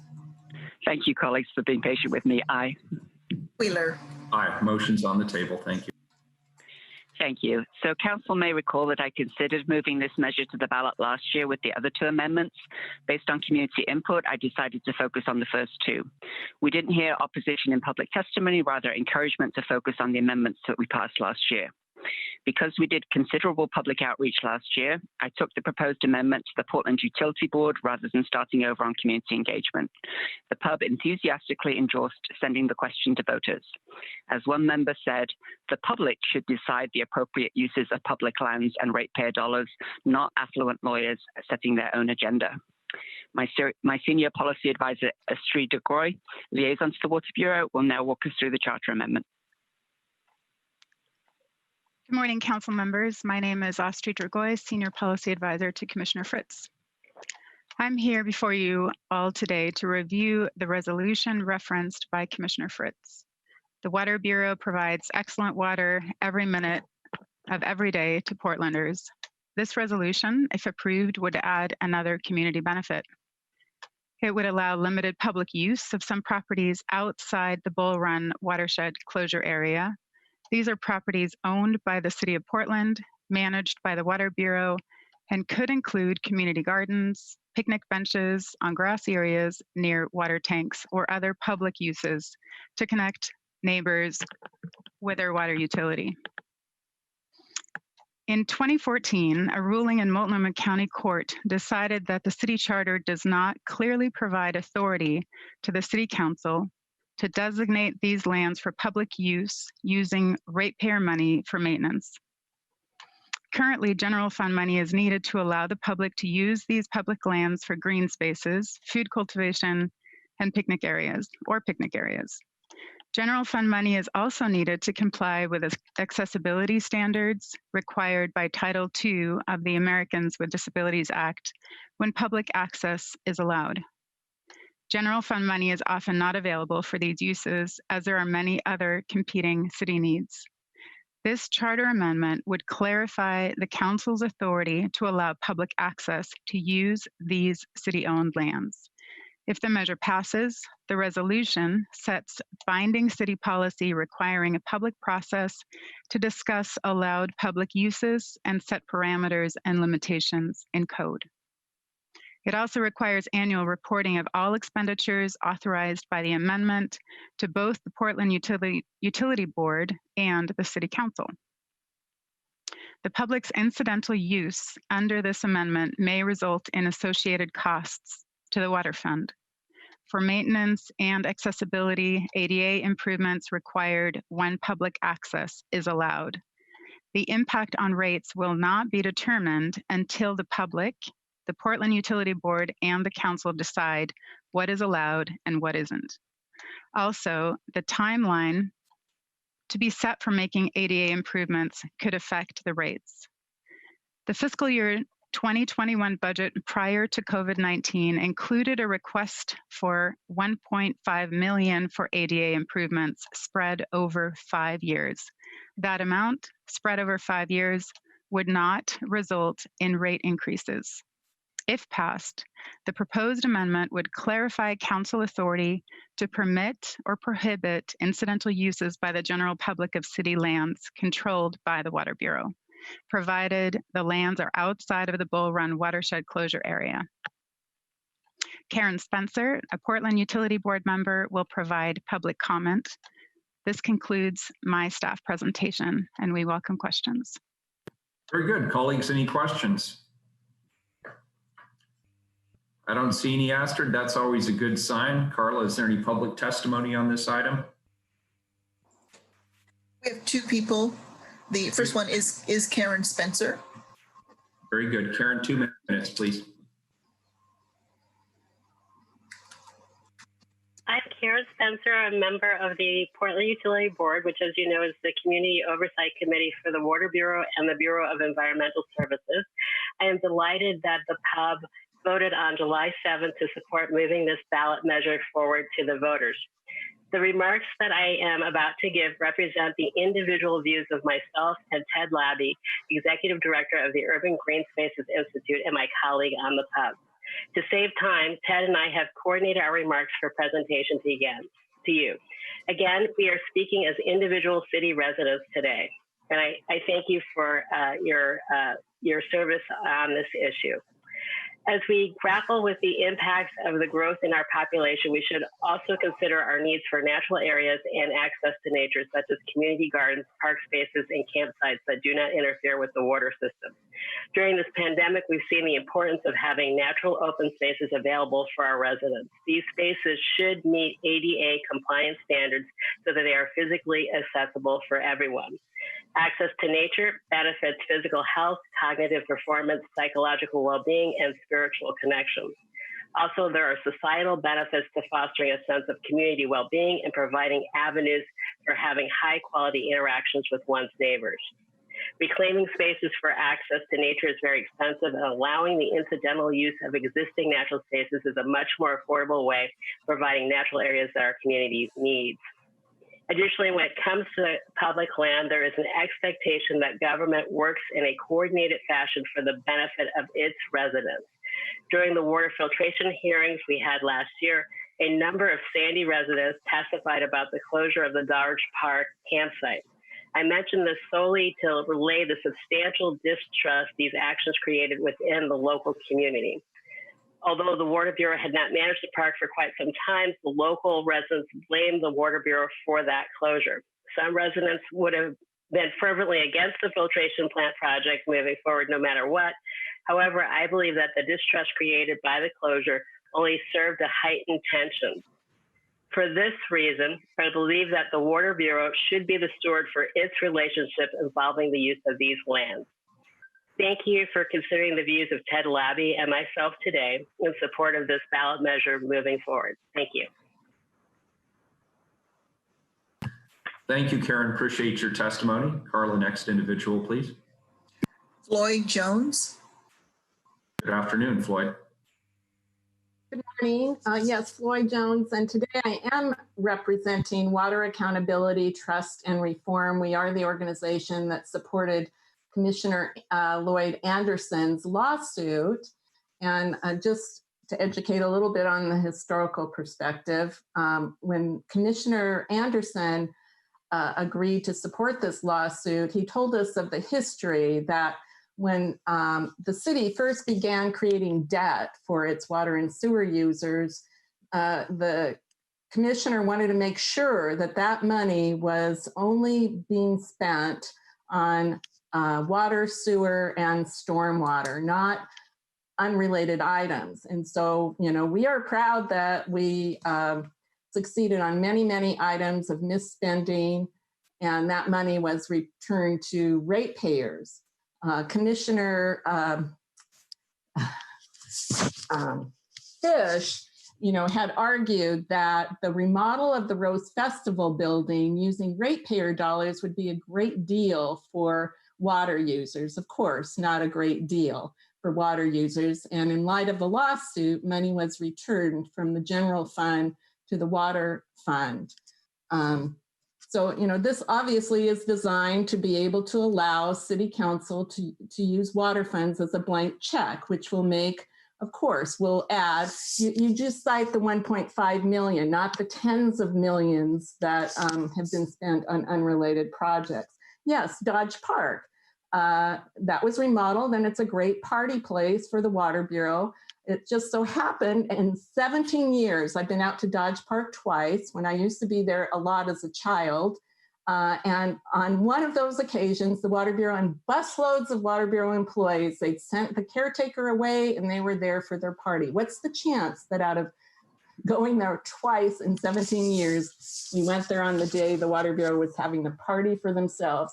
And the same with Powell Butte, all that tens of millions of dollars.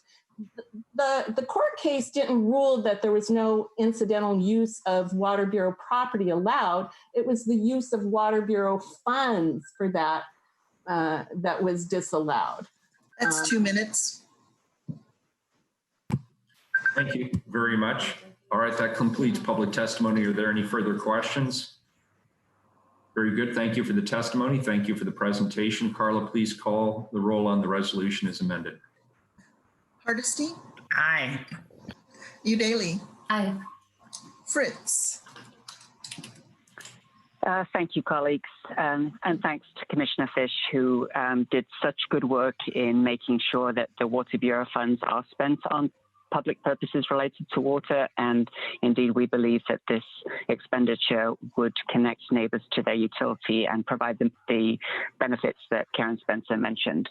So thanks to Director Mike Struer, who's going to be retiring very shortly, incoming Director Gabe Fulmer, Cecilia Hume, the Water Bureau Finance Manager, for amazing support on this measure. I'm also grateful to Jonathan Simeone, the ADA Title II Policy Coordinator within the Office of Equity and Human Rights, for his careful review of the ADA access that we are attempting to address. Also, Maya Ham and Lindley Reese, two of our city attorneys, who have helped provide me with and counsel with this charter amendment to accomplish what we intend for it to accomplish, and to stress that a future council that I won't be on will have to approve every expenditure under this charter change should it pass. They would, in terms of setting the parameters and getting an annual report each year as to what was spent on this function should it pass. So I do believe that there's the appropriate checks and balances. The fact that the Portland Utility Board recommended strongly that we send it to the voters because, as I said in my opening, the voters should decide this question, not lawyers. Thank you very much, everybody. And thank you, my Senior Policy Advisor, Astrid Jagoy, and my Chief of Staff, Tim Crail. Bye. Wheeler. Good teamwork. Thanks for the hard work, Commissioner Fritz, and to your entire team, as well as the Bureau team. I vote aye. The resolution is adopted as amended. And Commissioner Fritz, just to clarify, do you want me to text you when we're getting close to the 4/5 items, or are you going to just be listening in the background? I'm going to take a walk and I will be listening in the background, but I will be muted and remain muted. So I hope that the City Attorney agrees that that counts as not being present. Lindley? I think that'll work, Commissioner. Good. It sounds like she'll get some exercise in the process. Take a few laps from me. All right, good. So then with that, we will go back. We now have a bunch of second readings. We'll go back to item 603. Amend evaluation applicants for dwelling units to make technical clarifications. All of the items that we are about to read are second readings. They have all had public testimony and presentations. Is there any further business on 603? Seeing none, call the roll. Hardesty. Aye. Udaley. I want to thank my colleagues for their support and the work that went into making these technical revisions. Adrian Delcato and Mallory Beebe in the City Attorney's Office, Nikki Gillespie and Matthew Schabel at the Housing Bureau, and Andreas Oswell, my Senior Policy Advisor, for pulling these together. I vote aye. Wheeler. I vote aye. Thank you for your hard work on this. The ordinance is adopted. 604, please. Amend security deposits, prepaid rent to make technical clarifications. Any further discussion? Carla, please call the roll. Second reading. Hardesty. Aye. Udaley. Aye. Wheeler. Aye. The ordinance is adopted. Colleagues, now we have 1, 2, 3, 4, 5, 6, 7, 8, 9 ordinances in a row. We cannot vote on them as a package. We'll have to vote on them independently. These are all relating to the renaming that we discussed last week. We'll start with item 606, please. Rename a portion of North Lombard Street to North Columbia Boulevard between North Burgard Road and North Kelly Point Park Road to improve wayfinding in the Columbia Lombard corridor. This, like all of the following ones, are second readings. We've heard the presentation as well as public testimony. Any further discussion? Carla, please call the roll. Hardesty. Aye. Udaley. Well, these very small and technical name changes may seem boring to some, but they're exciting for people who live, work, and play in these parts of the city. As we heard, it creates confusion for emergency services, delivery, etc. So I want to thank Andrew Abbey and Zeph Wagner again for proactively fixing a confusing wayfinding program and for seeing it through. Thank you as well to community members for coming out to support the changes. I vote aye. Wheeler. I really appreciated the testimony and the presentation last week. In particular, I think they did a great job. The Bureau did a great job of making it clear that in an age of GPS navigation, how complex it could get very, very quickly on these particular streets, particularly for first responders, where minutes make the difference between life and death. So I'm glad that the time was taken by you, Commissioner Daly, and by the Bureau to go through and really sort this out and come up with a common sense solution with the support of the community. I'm happy to vote aye. The ordinance is adopted. 607, please. Also a second reading. Rename North Burgard Road to North Lombard Street to improve wayfinding in the Columbia Lombard corridor. Please call the roll. Hardesty. Aye. Udaly. Aye. Wheeler.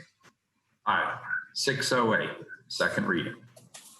Rename a portion of North Columbia Boulevard to North Johns Wood Drive from west of North Oswego Avenue to east of North Buchanan Avenue to improve wayfinding in the Columbia Lombard corridor. Please call the roll. Hardesty. Aye. Udaly. Aye. Wheeler. Aye. The ordinance is adopted. 609, please. Rename Northeast Lombard Place to Northeast Lombard Court to improve wayfinding in the Columbia Lombard corridor. Second reading. Please call the roll. Hardesty. Aye. Udaly. Aye. Wheeler. Aye. Ordinance is adopted. 610, second reading. Rename Northeast Portland Highway to Northeast Lombard Street to improve wayfinding in the Columbia Lombard corridor. Please call the roll. Hardesty. Aye. Udaly. Aye. Wheeler. This sounds like music. It's great. Aye. The ordinance is adopted. 611. Rename North Columbia Parkway to Northeast Columbia Boulevard to improve wayfinding in the Columbia Lombard corridor. Please call the roll. Hardesty. Aye. Udaly. Aye. Wheeler. Aye. Ordinance is adopted. 612, second reading. Rename a portion of Northeast Columbia Boulevard to Northeast Columbia Court between Northeast Columbia Parkway and Northeast 92nd Drive to improve wayfinding in the Columbia Lombard corridor. Please call the roll. Hardesty. Aye. Udaly. Aye. Wheeler. Aye. The ordinance is adopted. 613, second reading. Rename a portion of Northeast Columbia Boulevard to Northeast 92nd Drive between Northeast 92nd Drive and Northeast Killingsworth Street to improve wayfinding in the Columbia Lombard corridor. Also a second reading. Please call the roll. Hardesty. Aye. Udaly. Aye. Wheeler. Aye. The ordinance is adopted. The last one is 614, second reading. Rename a portion of Northeast Killingsworth Street to Northeast Lombard Street from east of Northeast Cully Boulevard to east of Interstate 205 to improve wayfinding in the Columbia Lombard corridor. This is the second reading. Please call the roll. Hardesty. Aye. Udaly. Aye. Wheeler. Aye. The ordinance is adopted. That brings us to our 4/5 agenda. If you could read the first of our two 4/5 agenda items. And Mayor, we also have that pulled item 593. Why don't we do that last? Yes, I was just going to ask about that. Thank you. We'll do it last. Do it last. Okay. Suspension of the rules is 615-1. Immediately cease cooperation between Portland Police Bureau and militarized federal forces. Commissioner Daly. Thank you, Mayor. The items coming up before us now were introduced on the 4/5 agenda, meaning that all my colleagues agreed to bring these two resolutions forward today on short notice. Thank you, colleagues, for your willingness to bring these forward quickly. Given the urgency there and the time frame in which they were developed, there's no presentation today. I'm going to introduce the first resolution. We'll discuss it, and then we'll vote on it. And then we'll follow the same process for the second resolution. Here is a summary of the first resolution. This resolution resolves that all members of the Portland Police Bureau shall not provide, request, or willingly receive operational support, which includes but is not limited to embedding in a federal incident command center, sharing or receiving information from above defined federal forces, engaging in policing or crowd control measures with above federal forces. From any agent or employee representing or constituting part of deployment under executive order from the president, be they from the Department of Homeland Security, the U.S. Marshal Service, the Federal Protective Service, U.S. Customs and Border Protection, or any other service. I'm bringing this resolution forward today because we're in the midst of a global pandemic because in the midst of a global pandemic and an economic crisis, our city is now enduring a violent federal paramilitary occupation. While there are many elements of this situation beyond City Council's control, we must take every action available to us to combat violations of both constitutional and human rights of our residents. As this resolution says, the Portland Police Bureau exists for the protection of Portland residents and is fully accountable to the elected City Council as specified in Portland City Code 3.20.020. In short, this means that any coordination or collaboration between the PPB and the federal occupiers needs to end immediately. Thank you, colleagues, and I'll open the resolution up to council discussion.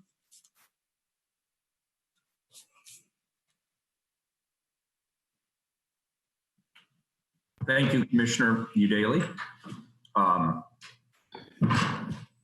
Commissioner Fritz has her hand raised. Commissioner Fritz.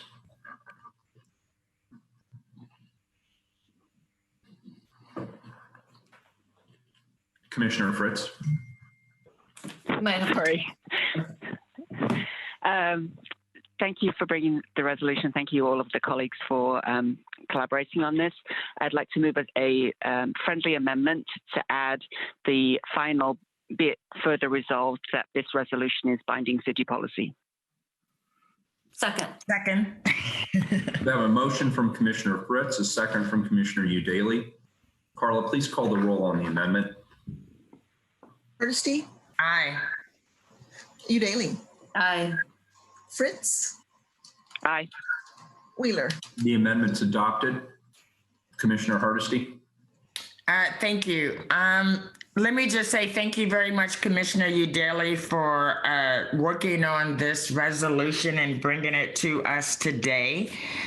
It is really clear that we as a council must take a strong stand against Portland Police Bureau collaborating and cooperating with this federal goon squad that has been sent to Portland to stymie people who are demanding changes in our policing efforts.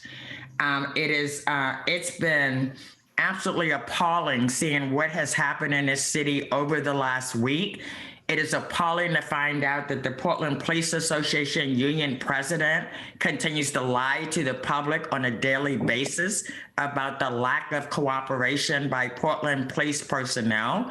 And every night on the street in the city of Portland, it is the federal goons that start throwing the military-grade tear gas during a time of a pandemic. And it is Portland police officers that are continuing to abuse community members on the street. And it just makes me crazy when I see people who are sworn to protect and serve continuing to lie to the public about their involvement. It is clear that the missionaries sent here by 45 were sent here to silence people who wanted to exercise their First Amendment rights. It is clear, I read in the article yesterday, that this so-called acting director of Homeland Security actually targeted Portland because of us pulling out of the Joint Terrorism Task Force and because we did not provide aid at the detention center when ICE was arresting children and putting them in cages and Portlanders stood up.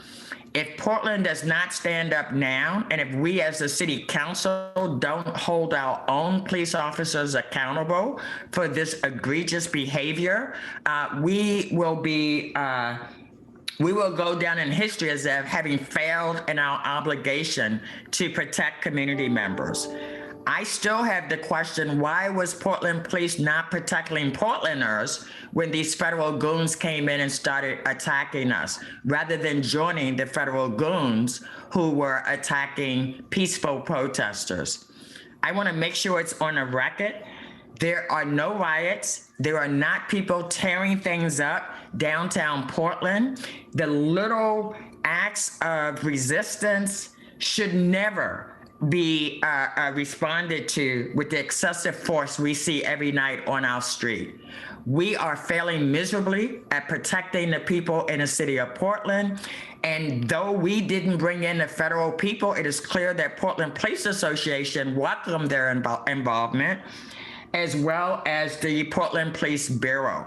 And as well as the mayor, because I've heard the mayor say he also welcomed their involvement.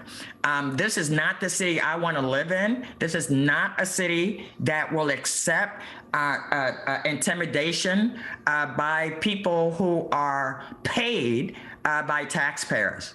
I want to make sure that we are absolutely clear that I will make sure that any Portland police officer that I see participating in this activity that I can identify, and since none of them have name tags and none of them have numbers, that will be a little difficult to do. And they are hiding behind these federal goons and pretending that they are not abusing community members. Let me be clear, the opening came for 45 to send in this militia squad because of the aggressive actions of Portland Police. We cannot put the blame totally on this federal secret police force. The blame should rest entirely on Portland Police Bureau and their lack of de-escalation skills, their lack of ability to engage communities where they are, and their lack of desire to protect Portlanders who are under fire every single night. I am just appalled at the police bureau we have today, and hopefully I will be able to manage the police bureau so we have a better police bureau tomorrow. I'm done. Could I clarify, are we in closing statements or are we still in discussion? Do people have questions? Discussion. Commissioner Daly, discussion. Discussion, yeah. Mayor, can I speak? Yeah, Commissioner Daly, you have the floor. I'm trying to get in the habit of lowering my hand as soon as I'm acknowledged. There we go. I want to take this opportunity to counter the narrative being driven by the president and some media about our city being under siege from protesters, being on fire or torn apart. And I want to thank the many, many community members all over the city posting on social media to counter that narrative. I'm going to read a report from a reliable source of what happened last night. At least 2,000 protesters were out last night. This is in downtown Portland, near the federal building in the Justice Center. They were peaceful. It was a block party and a way for the community to unite around these issues. With little provocation, the feds came out shooting and flashbanging all around the area with the sole intent of scaring everyone into leaving. And I want to emphasize, even the most violent nights, the vast majority of protesters were peaceful protesters. The tear gas affected 90% of the people there. When people returned about an hour later, the feds came out again. This time they shot munitions and so much tear gas directly into the park, hitting people who were sitting, relaxing, eating, cooking. These people were no threat, and there were lots of injuries. This person personally saw members of the national press bleeding from their injuries and local press thrown to the ground. The medics had a line near the park of people needing emergency medical care. And this is all for protesting.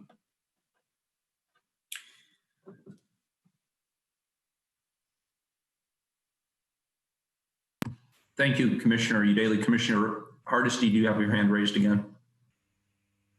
I failed to put it down. No worries. Any further discussion on this item? Carl, is there any public testimony on this item? The way we register for testimony, Mayor, people do not have time to sign up. No, I know that, but you just never know. I feel obliged to ask, sorry. Please call the roll. Hardesty.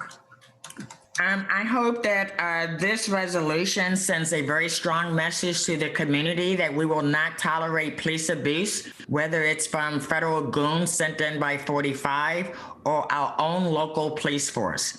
It is unacceptable that they are providing assistance to this federal secret police force, which is why I made it clear and created a directive that my fire bureau will in no way participate in any police action until we are assured that the police actually are working for the benefit of the community. Thank you, Commissioner Udaley. You know how it makes me crazy when we do last minute stuff. But this is absolutely vital that the city council send a strong message that these federal goons do not speak for us, and we absolutely reject the notion that the city is under siege. The city is under siege by paramilitary private police force and our own police force not respecting the rights of community members to peacefully assemble and demand change from their government. I'm happy to vote aye. Udaley. Chloe, you're muted. Thank you, Mayor. I want to take a moment to focus on the gravity of our current situation. Not only is the Trump administration violating the constitutional rights of Portlanders, but they are also attempting to use Portland as a proving ground for fascism. And they plan to invade cities across the country, cities that are political targets of the president. This resolution serves as a statement of our opposition to their presence in our city, a direction to our own police bureau, a template for policies that other cities could advance, and a national call to action. I'd like to thank my policy team, Hannah Holloway, Andreas Oswell, Jamie Duhamel, and my Chief of Staff, Marshall Runkle, for their work moving this forward so quickly. Thank you also to Noah Siegel, PBOT's Director of Public Affairs, who consulted on this resolution. And of course, thank you to my colleagues on council for their support and your policy teams who made it possible to get this item ready for today. Before I make my vote, I want to make something very clear. I stand in solidarity with protesters defending Black lives, demanding racial justice, and the transformation of our justice system. But whether you agree with the protesters or not, if you believe in the Constitution of the United States, you must oppose the actions of this president and the violent suppression of individuals exercising their constitutional rights. I vote aye. Fritz. The person in charge of our country and of federal law enforcement has shown utter contempt for human life for the past 3.5 long years that he's been in office. We've seen him order babies removed from nursing mothers and children put in cages at the border. We've seen him disrespecting the families of fallen soldiers and murdered civilians. We've seen him encourage white supremacists and hate mongers. We've seen him failing to take life-saving actions to stem the COVID pandemic, disregarding medical advice and endangering communities with rallies and pressure to reopen. We should not be surprised that he is fueling upheaval in Portland by sending in federal officers, knowing that the city council has no authority to control or expel them. And I disagree with my colleague, Commissioner Hardesty. I believe he would have done it regardless. He needs something to point to rally his base. It's hard to know what to say about people who encourage others to hate that won't further add to giving them the attention that they crave. It's even worse when those perpetrating violence against Portlanders and further inciting unrest are federal officers sent by the person in charge of our country, a person who often acts more like a petulant child than the president. Sending in federal officers to an already volatile situation seems calculated to magnify protests, and indeed it has done. The actions of federal officers are irresponsible and reprehensible, and the courage of demonstrators is awesome. Portlanders must unite against hate now more than ever. We must be smarter than the hate mongers. We reject white supremacy. We believe Black Lives Matter and that peaceful demonstrations are necessary to support the movement. People who commit violent acts are not welcome here, whichever side of the confrontation line they occupy during the demonstrations. Those responsible must be brought to justice, whether they wear a badge or not. The Council is united in opposing the federal invasion. We are all engaged, some on the front lines, others in discussions on finding solutions. There will be further actions by the Council to address the challenges that we all face. And in the meantime, we must work to be united and to find those solutions together. I appreciate the leadership of each one of my colleagues who care so much about our city and about justice being done. Aye. Wheeler. I appreciate this fourth item being brought forward. Commissioner Daly, thank you for taking the lead on that and steering this along. I don't agree with everything my colleagues have said, but I have been deeply disturbed by reports that members of the press have been targeted by law enforcement, including city officers.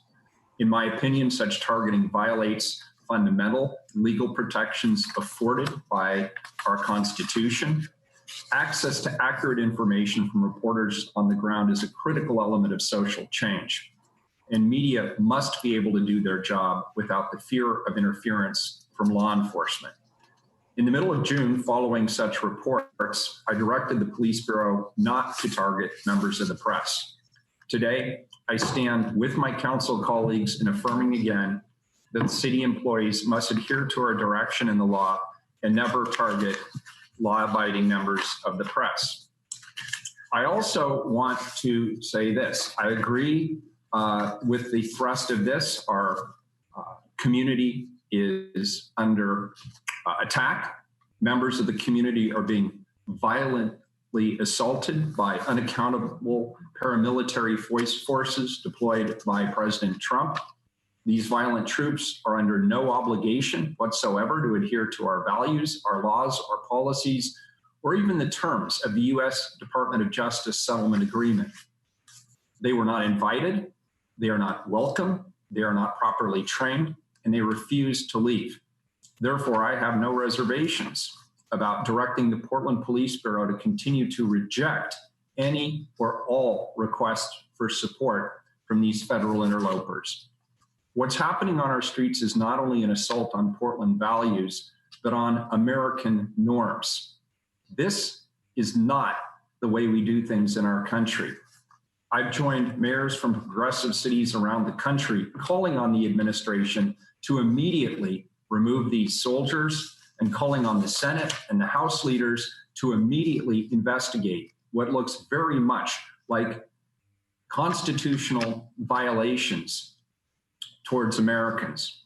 And I will use every legal option in my power to expel these troops from our city and make our streets safe again. I've directed City Attorney Tracy Reeve to explore and pursue every possible legal remedy to stop this intervention and to protect our community from the horrors the president is unleashing against its own people. And I will direct Chief Lavelle to issue an order consistent with this resolution to his bureau, effective immediately. Again, Commissioner Daly, thank you for your leadership on both of these. I am pleased to vote aye. The 4/5 item is adopted. Next 4/5 item, please, Carla. 615-2, affirm the rights of members of the press and legal observers covering the protest against police brutality. Commissioner Daly.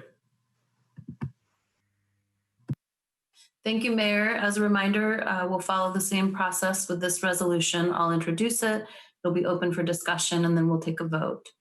This resolution resolves that the City of Portland condemns any intentional targeting of the press and legal observers who are otherwise engaging in lawful conduct and have the right to document police conduct during the protests under the court's July 16th stipulated preliminary injunction, and affirms that local law enforcement officers are prevented from arresting or using physical force against members of the press and legal observers. I'll open the resolution up to council discussion now. And if there's no discussion, we'll just move on to the vote. Commissioner Hardesty has her hand up. Commissioner Hardesty. Thank you. I'll just say what I have to say during the vote. Very good.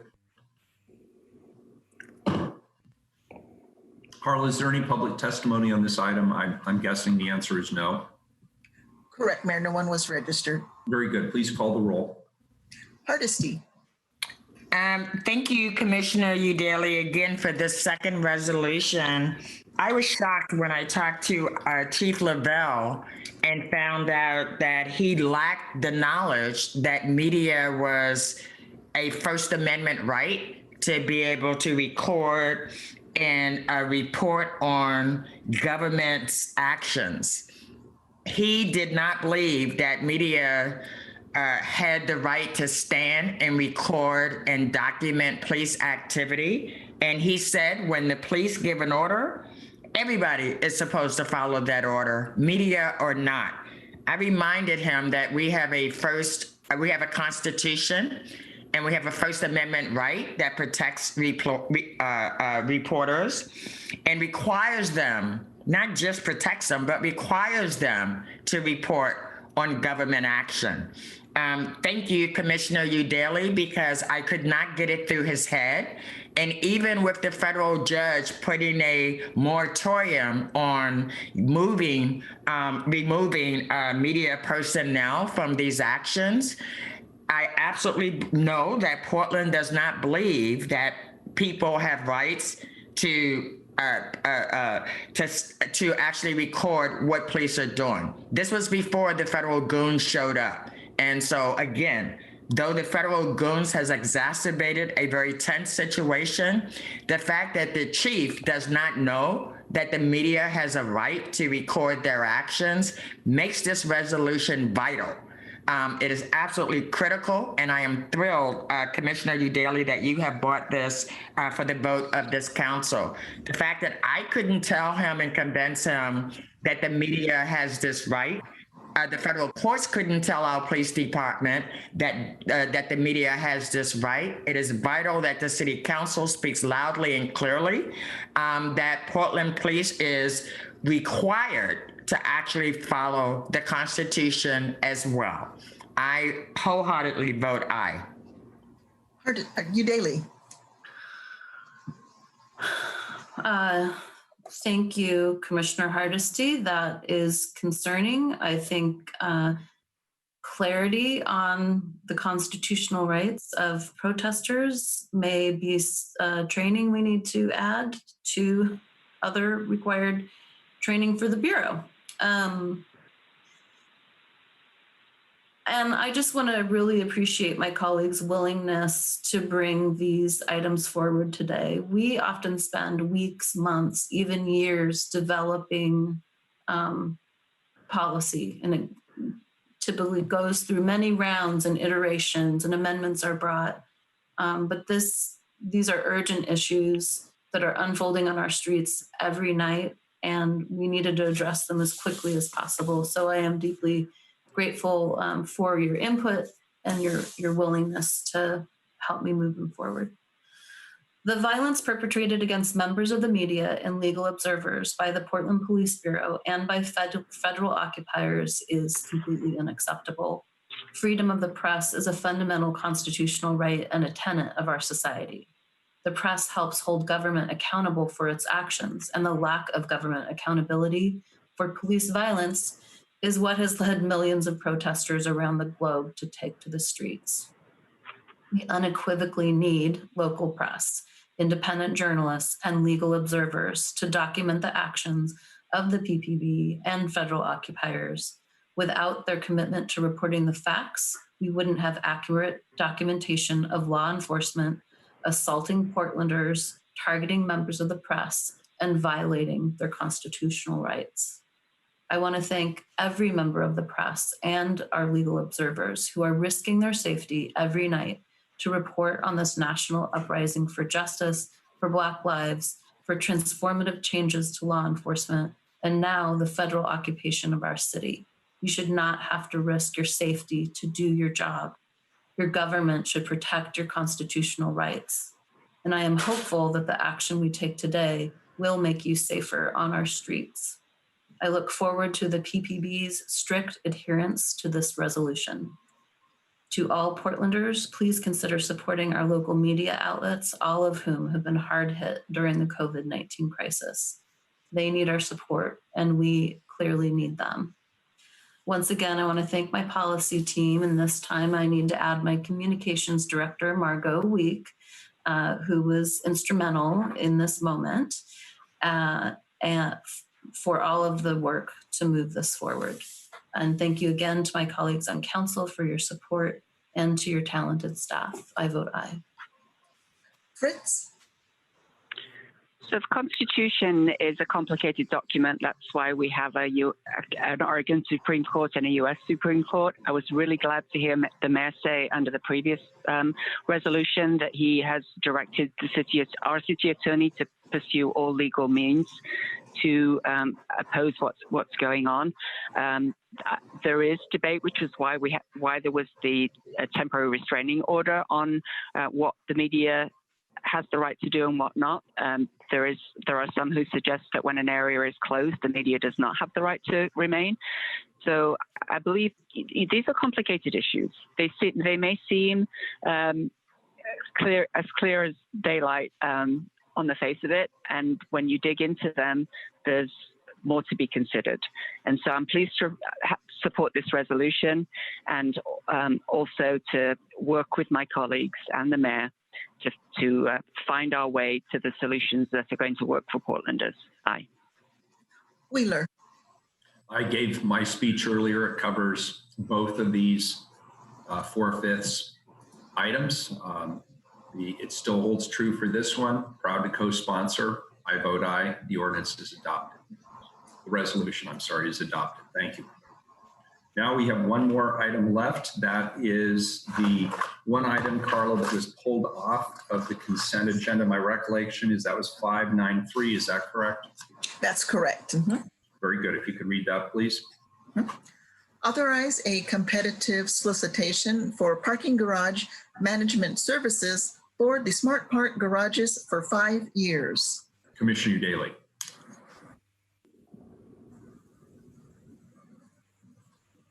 Okay. This ordinance. This one, Carla? Pardon? Who pulled this one, Carla? I did. Commissioner Hardesty pulled it. This ordinance authorizes for parking garage management services for the Smart Park garages for 5 years. It authorizes the Chief Procurement Officer to facilitate the use of the competitive solicitation process in order to obtain the most responsible and responsive offer for providing parking garage management services for the Smart Park garages. And here to provide further information is Michael Jacobs, Smart Park General Manager. Hi, actually, this is Chris Arms with the. Chris Arms, welcome. Hi, sorry, Michael is not in the office currently, so I am here to answer any questions that you may have. As Commissioner Daly said, this council action would allow us to advertise an RFP for a vendor to operate the garages. Our current contract expires March 31st. And so we are in the process of drafting the RFP now, and we hope to advertise it in September and then have a selection in December, which would give us time to finalize any contract negotiations and have it in place by the time our current contract expires. I'm sure if the mayor was unmuted, he would allow me to ask the question right now.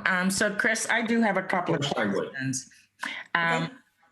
My first question is, I have intimate knowledge of the history of the Smart Park contracts.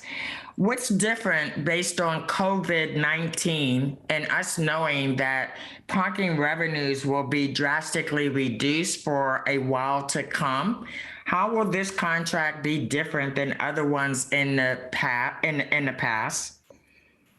Well, we're looking at changing the technology in the garages. So our current contract with Central Parking is to provide operations, janitorial, and they provide a lot of services such as the pay stations. We are working to use the same machines that we have on street in the garages that will allow us to maintain them in-house with our current workforce. And we're working on implementing mobile payments, the same as we have on street through Parking Kitty, so that the on street and the off street systems are the same. So the services themselves will be slightly different, and that is we're transitioning out of the current system and into this new system with this technology. And where's this major contractor, where's they're based? I believe Central Parking is owned by SP Plus, which I believe is in Nashville, Tennessee. I'm actually old enough to remember when this RFP used to be written for one particular company. Yes. And that was back before the Vera Katz days. Mm-hmm. And I had this pulled because I just wanted to make sure that as we are moving forward with this new contract, that it was a competitive process, that it hadn't reverted back to being written in a way that only one company would benefit from it. That it would be something that would also prioritize companies owned by BIPOC community members. And so I appreciate the information that you have shared today. Clearly, we're only today providing authorization to go out and do an RFP. But I just want you to know that this is something that I will be paying close attention to, because it's really easy for these contracts to warp into a sense of entitlement for one individual company or organization.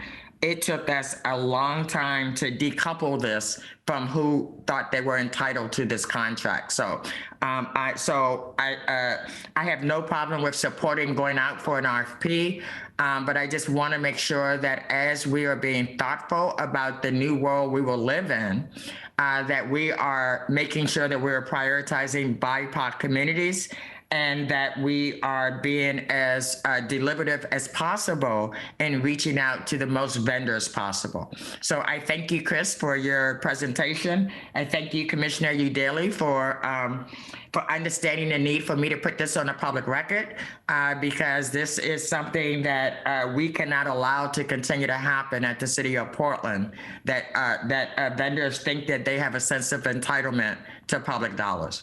Thank you so much. That is all my questions, Chris. Okay. Very good. Is there any public testimony on this item, Carla? No one would have registered. Please call the roll. Hardesty.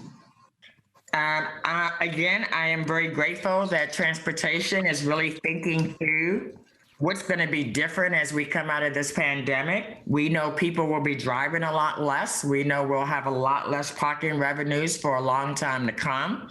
And hopefully this contract will reflect a new vision about where we are moving. I vote aye. Udaley.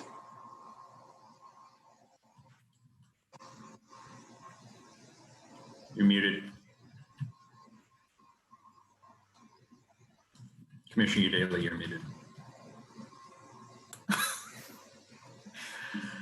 Thank you, Chris. I vote aye. Fritz. So, Commissioner Hardesty, I'm smiling because I would think that maybe a lot of people in Transportation Bureau are smiling. Every time this contract has come in the 12 years I've been here has been hugely controversial, and indeed the parking garage wars. Probably the first one was a pivotal time.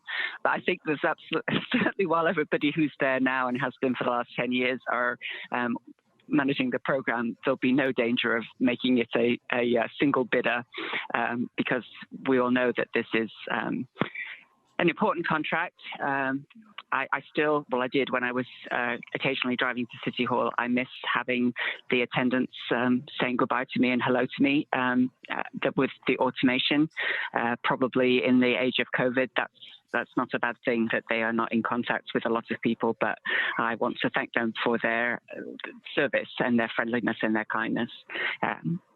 So thank you, Commissioner Udaley, and thank you to the transportation staff. I would have to say the long-suffering transportation staff in this particular instance. Aye.